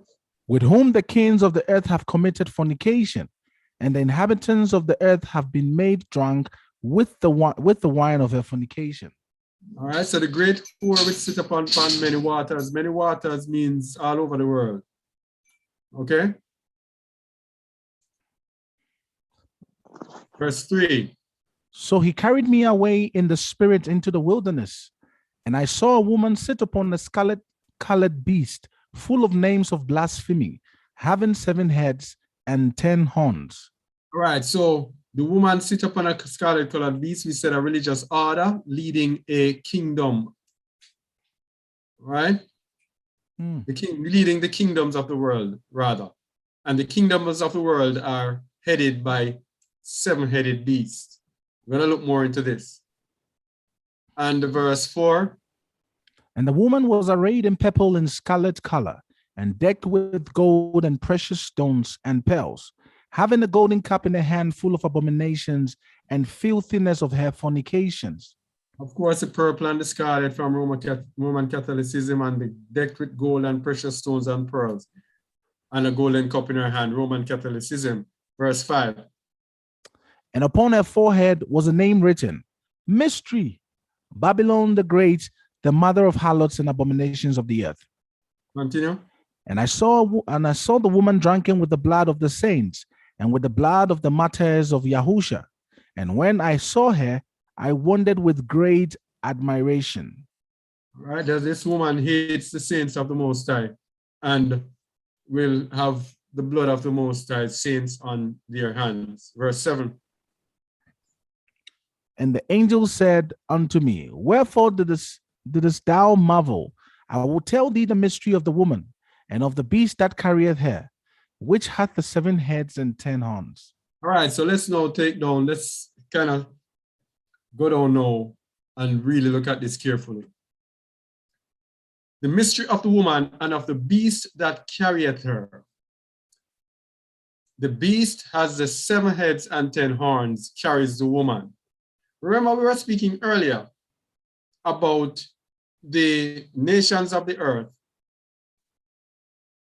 actually paying the churches, giving them tax-free concession, giving pastors tax concessions for actually subduing and conquering the mind of the people. So it is this beast, the kingdoms of the earth, that carries the woman. So the woman sits upon the beast and the beast carries the woman, and the woman is leading the beast actually through Hasatan, who is leading the woman. Now, verse 8.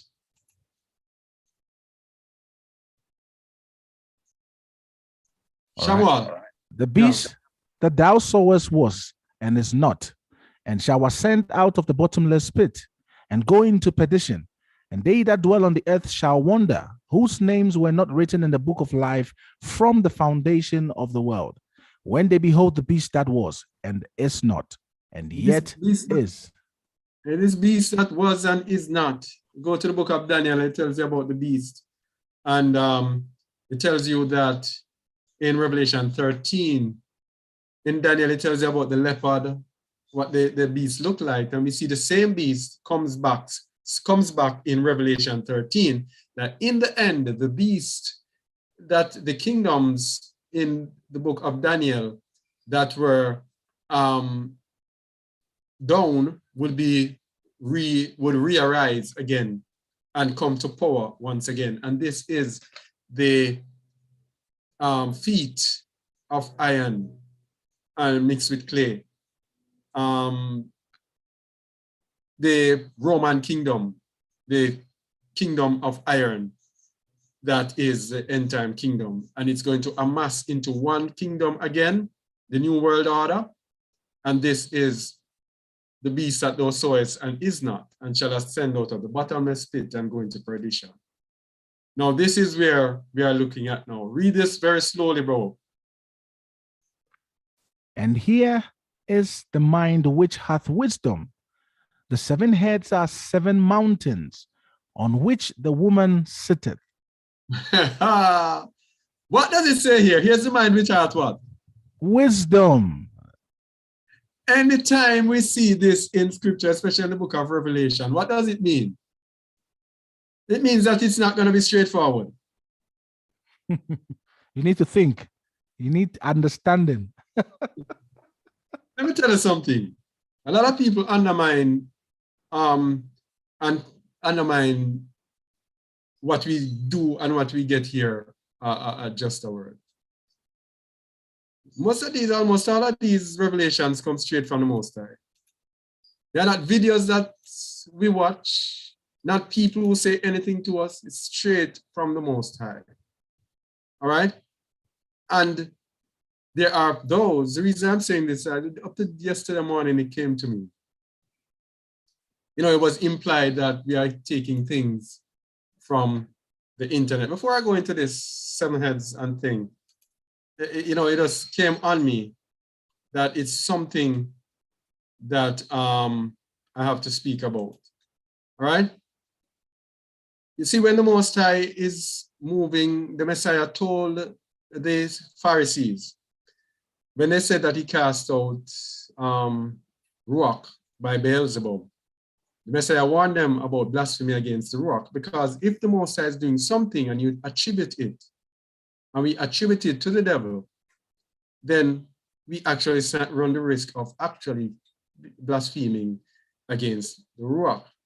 So there are people who are implying that we were taking things on the internet and we were like internet teachers. and we were teaching based on the internet, and we grabbed everything from the internet. And this. Now, when you are teaching, you have what are called teaching aids.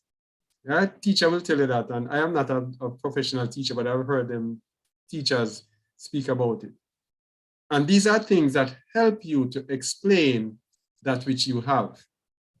So our teaching here, if we use teaching aids, it's not the teaching aids that inspire us. It's not seeing the things from the internet that inspire us. It's that the Most High has given us the word, and then we go and search for something visual that will actually bring out the word some more, right? So it's not that we're taking things from the internet. So when we imply that the Most High's word is we try to negate the Most High's word, we run a serious risk of getting into trouble.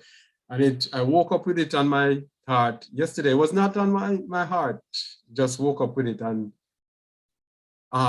we know that whatever we wake up with first thing in the morning as believers, it has been placed on our heart. So I just have to say it. What we get here is what the Most High gives us. And that is why most of the things you'll find here, you'll find it different from other places, because we don't listen to others that lead us. It's the Most High who leads us. All right? So let me get back to it, having said that. So they got back to the mountains now, because this, I believe, is one of the greatest errors. He says, here is the mind which hath wisdom. Just like with the mark of the beast 666. People were saying, count the number of the beast. He has what wisdom, count the number of the beast. And people are saying, oh, the 66 is this, and it is this, and it is a chip in your hand, and it is this and that. This one now requires wisdom again. Just like with the mark of the beast, when you had to dig in and go into the words, you get the understanding. We're going to do the same thing here. And we are going to see that this mountain, because someone called me a few days ago and was asking me if about a city that's set on 7 mountains, and that was the key, as if that was the key to find out what Mystery Babylon is. And after a while, it came back to me again that the Most High had given me the understanding of this already. So let's see. Oh, I forgot to do the radio as well. Let me get the radio on as well. Okay, back with the radio. Sorry about that. All right. So it says, here is the mind which hath wisdom. The 7 heads are 7 mountains. Now, what does it say that the woman does? Where is it? Where is it? Where is it? The woman and the beast that carried her has the 7 heads. It's not the woman that has the 7 heads. So what we have people doing, people are saying, okay, the woman is the Roman Catholic Church, and it sits on the 7 mountains in Rome. Therefore, this is the beast. Rome is the beast. Something like that. You're right, Shamuel? Yeah, that's what many are saying, yes. Yeah, something like that. Yeah. So it is not the woman which sits on 7 mountains. It is the beast of 7 heads that sits on 7 mountains. So the 7 heads are 7 mountains, and the woman sits on the beast of 7 heads. All right? Yeah. So it is a woman who sits on the beast of 7 heads, and the 7 heads are 7 mountains. But what are the heads, and what do mountains mean? Is it a physical mountain? Because everyone is looking and speaking about this. There's even a page on Wikipedia with a list of maybe about 100 cities all around the world who claim to be built on 7 mountains. And when you see that, you can say, wow, almost 100 or around 100 cities. So how does this prophecy come in? Well, let's go. And we're going to use, as he says, wisdom. We're going to try to see if we can get some wisdom and use on this. So let's go to the meaning of mountain. I'm going to start with the Abram, the meaning of mountain. Read Isaiah 2, verse 2, please. And it shall come to pass in the last days that the mountain of Yahuwah's house shall be established in the top of the mountains, and shall be exalted above the hills, and all nations shall flow unto it. All right. So how does that sound? Does that sound sounds kind of clumsy? The mountain of Yahuwah's house shall be established in the top of the mountains and shall be exalted above the hills. Yeah. Let's look at the meaning of mountain. H2022.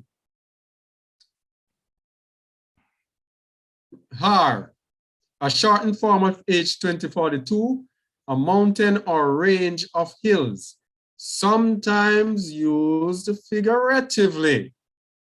Hill, country, mountain, promotion, sometimes used figuratively. Let's look at this figuratively. And it shall come to pass in the last days that the mountain of Yahuwah's house. Mountain refers to something that is exalted above others. Shall be established in the top of the mountain. So it is a nation that is going to be established above all nations and exalted by all the other small nations. So the mountains refers to more powerful nations, the nations that are exalted above the other nations, and the hills refer to the nations, and all nations shall flow unto it. And let's go piece upon piece, line upon line.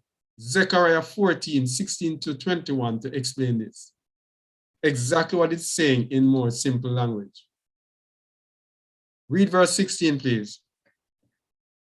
You need to share the screen. Oh, sorry. Verse 16. And it shall come to pass that everyone that is left of all the nations which came against Jerusalem shall even go up from year to year to worship the King, Yahuwah of hosts, and to keep the Feast of Tabernacles. All right, so this is the mountain of Yahuwah's house, exalted above the mountains. Zion, Mount Zion will be exalted above the other nations. Continue, verse 17. And it shall be that whoso will not come up of all the families of the earth unto Jerusalem to worship the King, the Yahuwah of hosts, even upon them shall be no rain. That do not come up unto Jerusalem, unto the mountain of Yahuwah, the exalted mountain of Yahuwah, verse 18.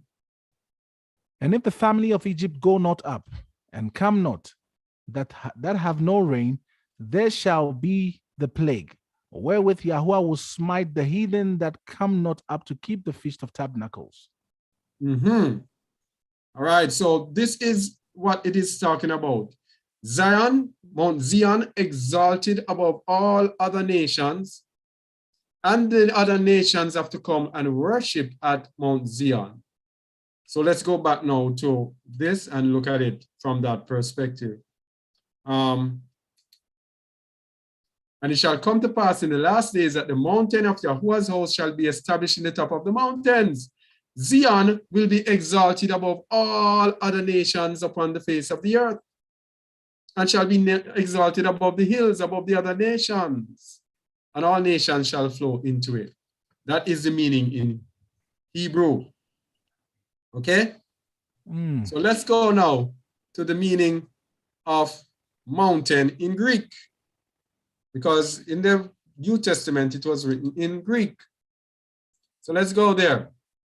Mountain comes from, let me get this thing straightened.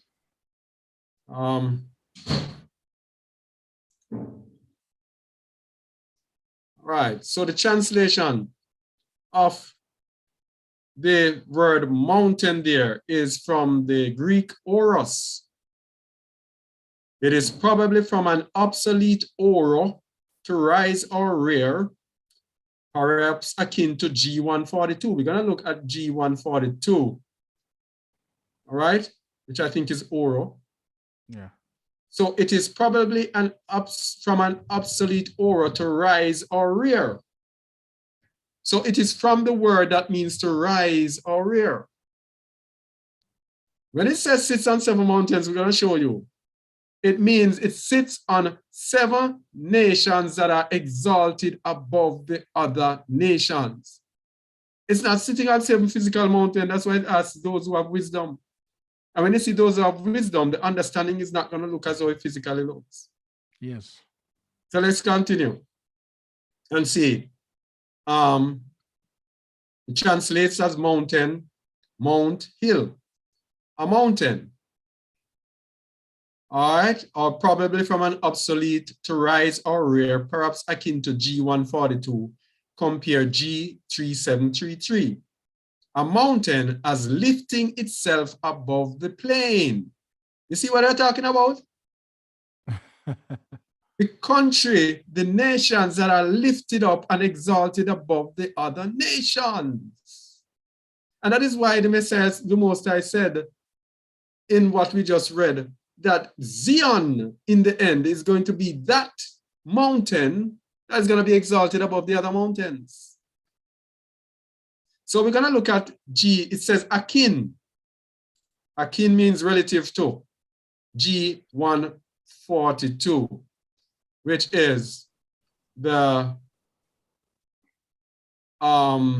Greek ahiro, which is a verb, which means take up, take away with, lift up, bear. Here's the meaning that we want, or that we see, most relevant. To raise up, elevate, lift up. It means most exalted, 7 exalted nations. To raise from the ground, to take up stones, to raise upwards, to elevate, to lift up the hand. Yeah? So those words, it says a primary root to lift up, by implication to take up or take away, figuratively to raise. Yeah? So it is a nation that is exalted. So it also says you must compare it with G3733. Let's compare it, as they said. And it is the Greek ornis. What does it mean? A bird, a cock, a hen. A hen. A bird as rising in the air. This is speaking, the mountains is speaking about nations that are exalted above other nations. So when you go here now, let's go back.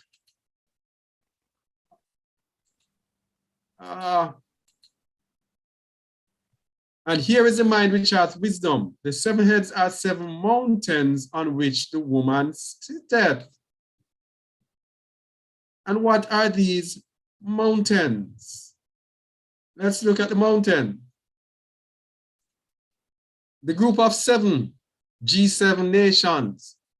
These are the nations that are exalted. Read here, please, bro. The group of 7, G7. The group of 7, G7, is an intergovernmental organization made up of the world's largest developed economies. Stop there, bro. Stop there, bro. Made up of what? The world's largest developed economies.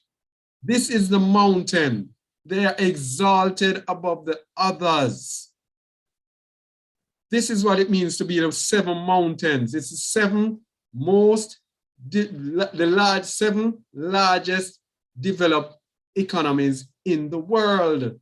That is why they are exalted above the others. 7 mountains. Yeah? Yeah. Yeah. Read them, please. France. All right. France, Germany, Italy, Japan, the United States, the United Kingdom, and Canada. Government leaders of these countries meet periodically to address international economic and monetary issues, with each member taking over the presidency on a rotating basis. What do they meet to do?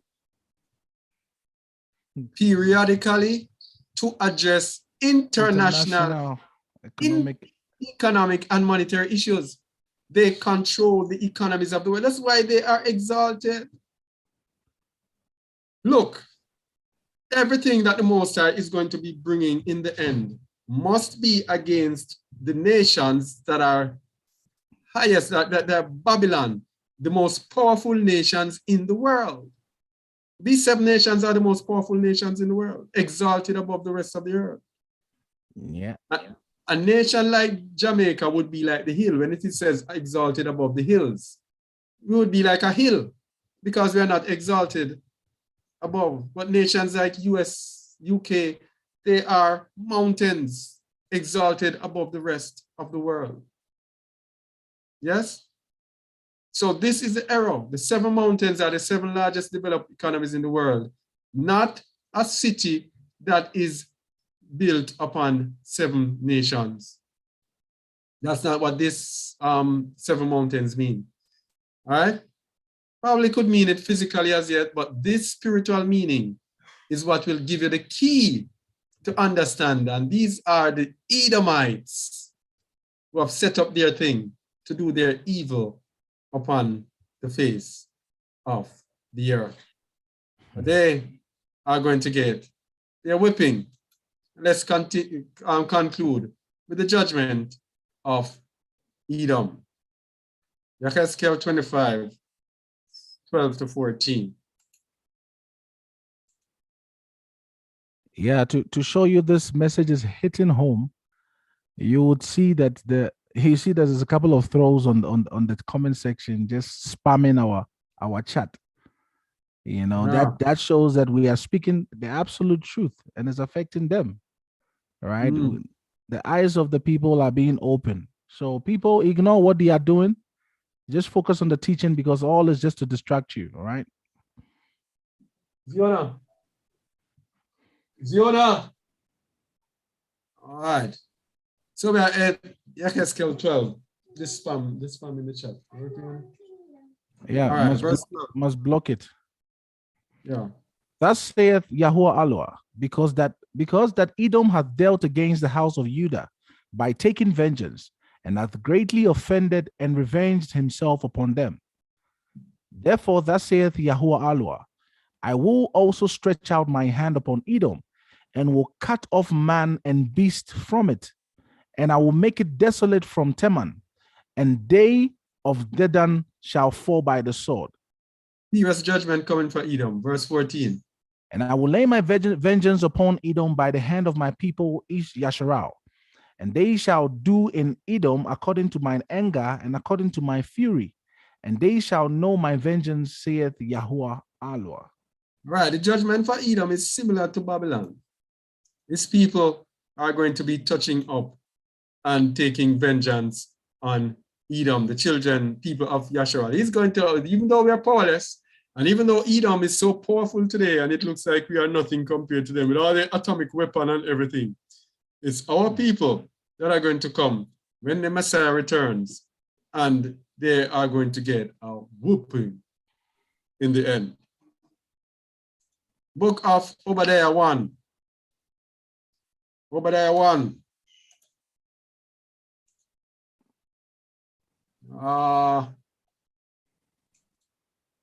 Read, please.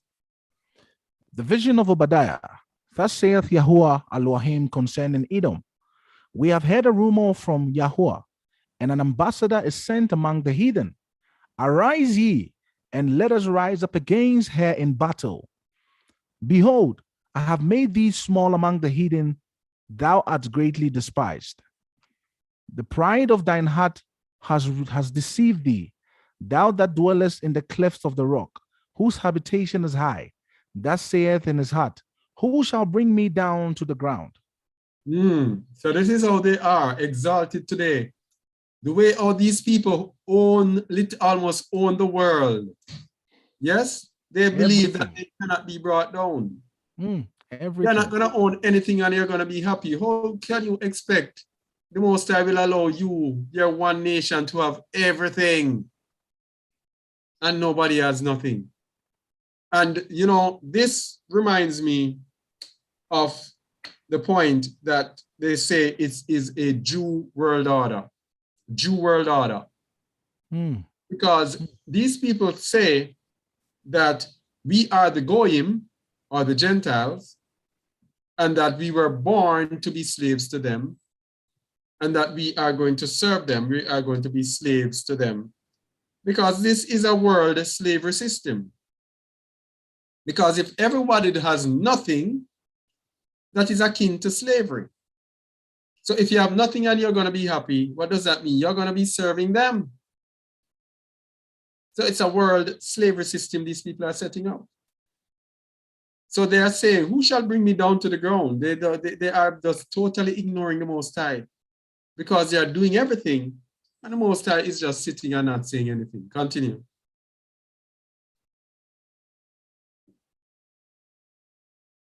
Verse 4. Though thou exalt thyself as the eagle, and though thou set thy nest among the stars, thence will I bring thee down, saith Yahuwah. If thieves came to thee, if robbers by night, how art thou cut off? Would they not have stolen till they had enough? If the grape gatherers came to thee, would they not leave some grapes? How are the things of Esau searched out? How are his hidden things sought up? So the scriptures is telling you here, he's declaring to you, boom, this is how you know Esau. Yes? You're not going to own anything and you're going to be happy. This is it right here. No other nation or people on this earth but dispute about these people have been Edomite. These are the Edomites of the world. How are the things of Esau searched out? How are his hidden things sought up? That's how you know him. That's what this verse is saying. Verse 7. All the men of thy confederacy have brought thee even to the border. The men that were at peace with thee have deceived thee and prevailed against thee. They that eat thy bread have laid a wound under thee. There is none understanding in him. It seems that they're going to be betrayed in this new world order. You see it? Yeah. All the men of thy confederacy have brought thee to the border. The men that were at peace with thee have deceived thee. So that we have a big confederacy today of the entire nations of this earth together. Verse 8. Shall I not in that day, saith Yahuwah, even destroy the wise men out of Edom, and understanding out of the mount of Esau? And thy mighty men, O Teman, shall be dismayed, to the end that every one of the mount of Esau may be cut off by slaughter. Oh, so here this is another thing now. Even destroy the wise men out of Edom and understanding out of the mount of Esau. This wisdom here, it is speaking about spiritual wisdom, because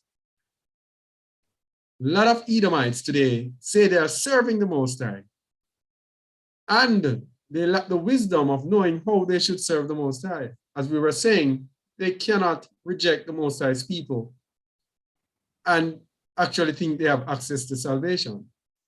So a lot of them who cannot see it, no matter how we tell them, it is the wisdom that the Most High has destroyed from them. He has blinded them so they cannot see.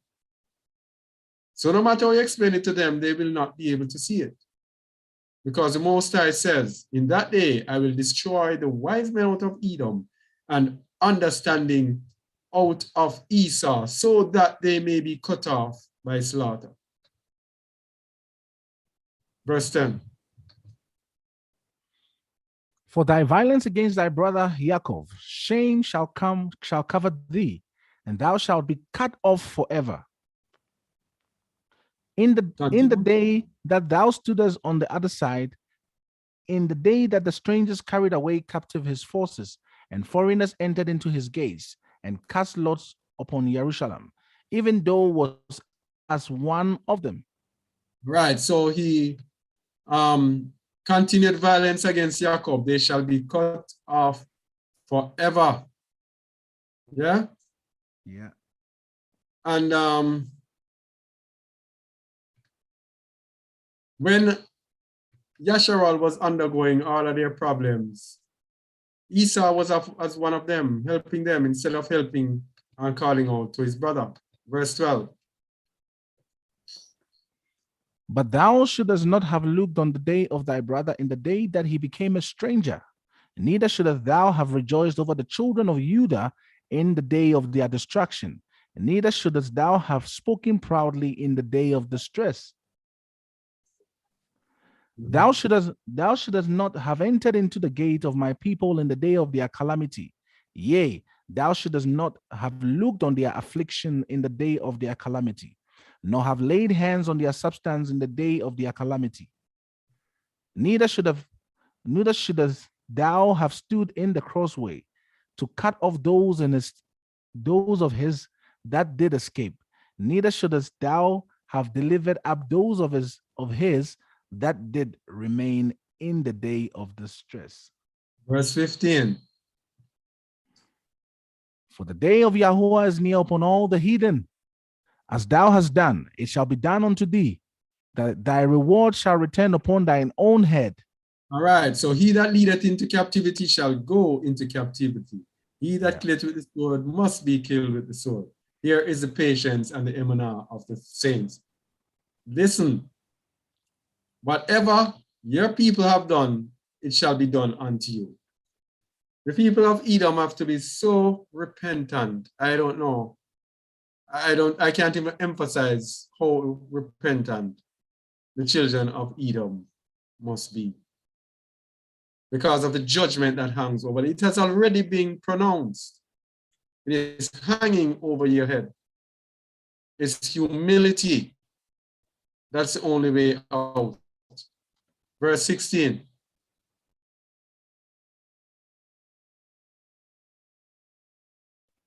Verse 16. All right. For as ye have drunk upon my holy mountain, so shall the heathen drink continually. Yea, they shall drink, and they shall swallow down, and they shall be as though they had not been. As though they had not been. But here's the difference now. Verse 17. Verse 17. But upon Mount Zion shall be deliverance. Shall be deliverance, and there shall be holiness, and the house of Jacob shall possess their possessions. You see this? It is upon Mount Zion where there shall be deliverance. The deliverance is not in Edom. You don't stay in your Edomite world and find deliverance. It's in Mount Zion. And the people of Zion is among whom there is deliverance. Verse 18. And the house of Jacob shall be a fire, and the house of Joseph a flame, and the house of Esau for stubble. And they shall kindle in them and devour them, and there shall not be any remaining of the house of Esau, for Yahuwah hath spoken it. Oh boy. None remaining of the people of Esau. All right, so this is oh boy. Verse 21, read verse 20. And the captivity of this host of the children of Yasharal shall possess that of the Canaanites, even unto Zarephath, and the captivity of Jerusalem, which is in Sepharad, shall possess the cities of the south. All right. Verse 21. Verse 21. And the Savior shall come up on Mount Zion to judge the mount of Esau, and the kingdom shall be Yahuwah's. All right. So everything is going to be taken away from Esau. The greedy dog loses his bone. But all is not lost for the children of Esau, because the Most High's mercy before judgment. And even though it says all will be destroyed, his mercy is always there to make an exception. When Jonah went to Nineveh to warn,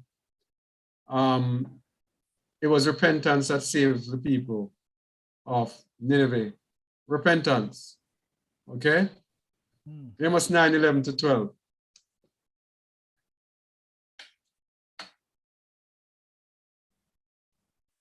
In that day will I raise up the tabernacle of David that is fallen, and close up the breaches thereof. And I will raise up his ruins, and I will build it as in the days of old, that they may possess a remnant of Edom, and of all the heathen, which are called by my name, saith Yahuwah, that does this. All right. So the remnant of Edom will be possessed. So there will be a remnant, even though it says they will all be destroyed.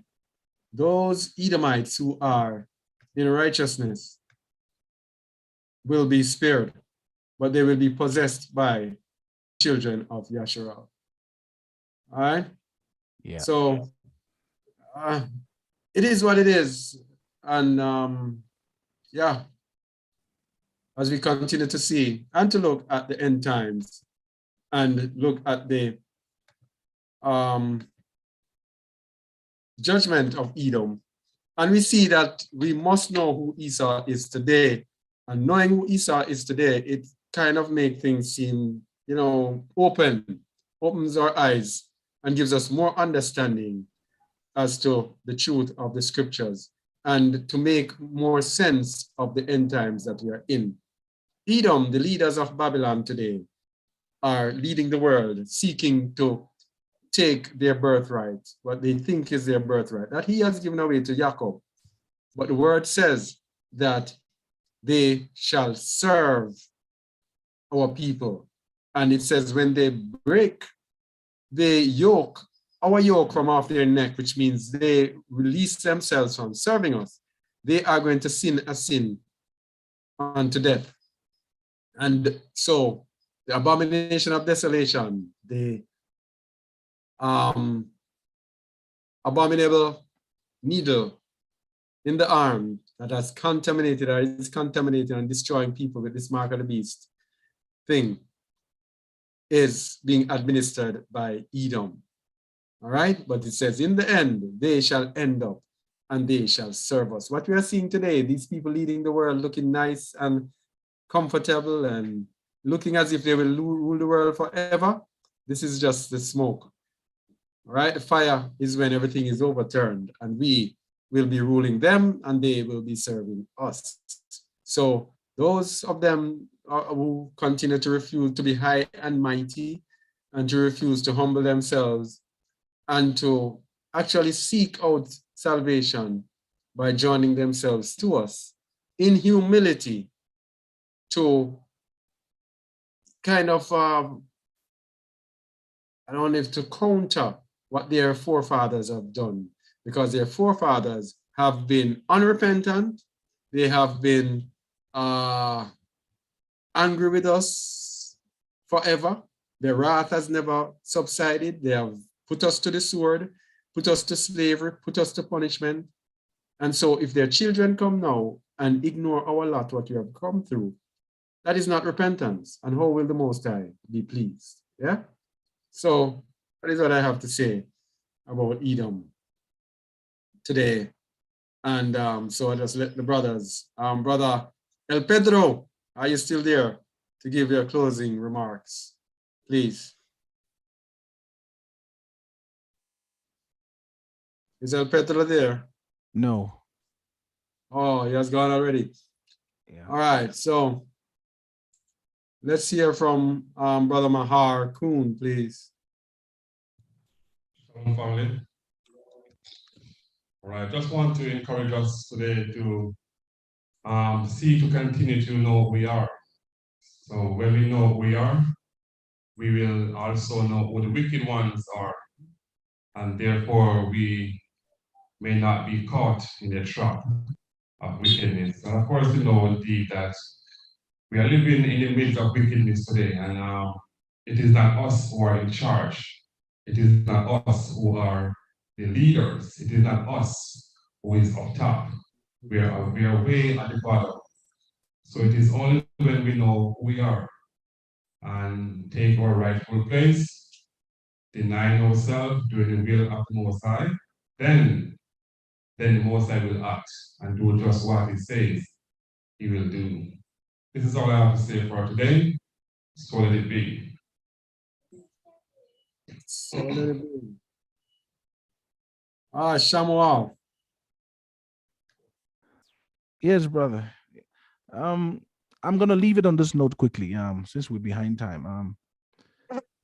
One thing I want to caution is a caution to both our brothers in the way of truth. All right, the followers, those that say they are following the Messiah Yahusha, all across the earth, the four corners of the earth. If anyone who's hearing my voice right now, needs to hear this. One thing you need to understand is that the scripture is going to show you up whether you are ready for the return of the Messiah or not. And you shouldn't fight this when the scripture is revealing this in you and to you. All right. Because the first sign, all right, especially those that are going around and saying that you are not part of it, you are this, you are teaching and indoctrinating people out of bitterness and out of hurt. You need to hear these words right now, right? Because this is what Yahuwah says. It says that the left remnant of Yasharal will do no wrong. This is very important. Will do no wrong. Why? Because they follow Yahuwah and leave every aspect of vengeance unto him. It is not ours to take up the sword and the guns and ammunitions and to fight. No, we have not been called to that.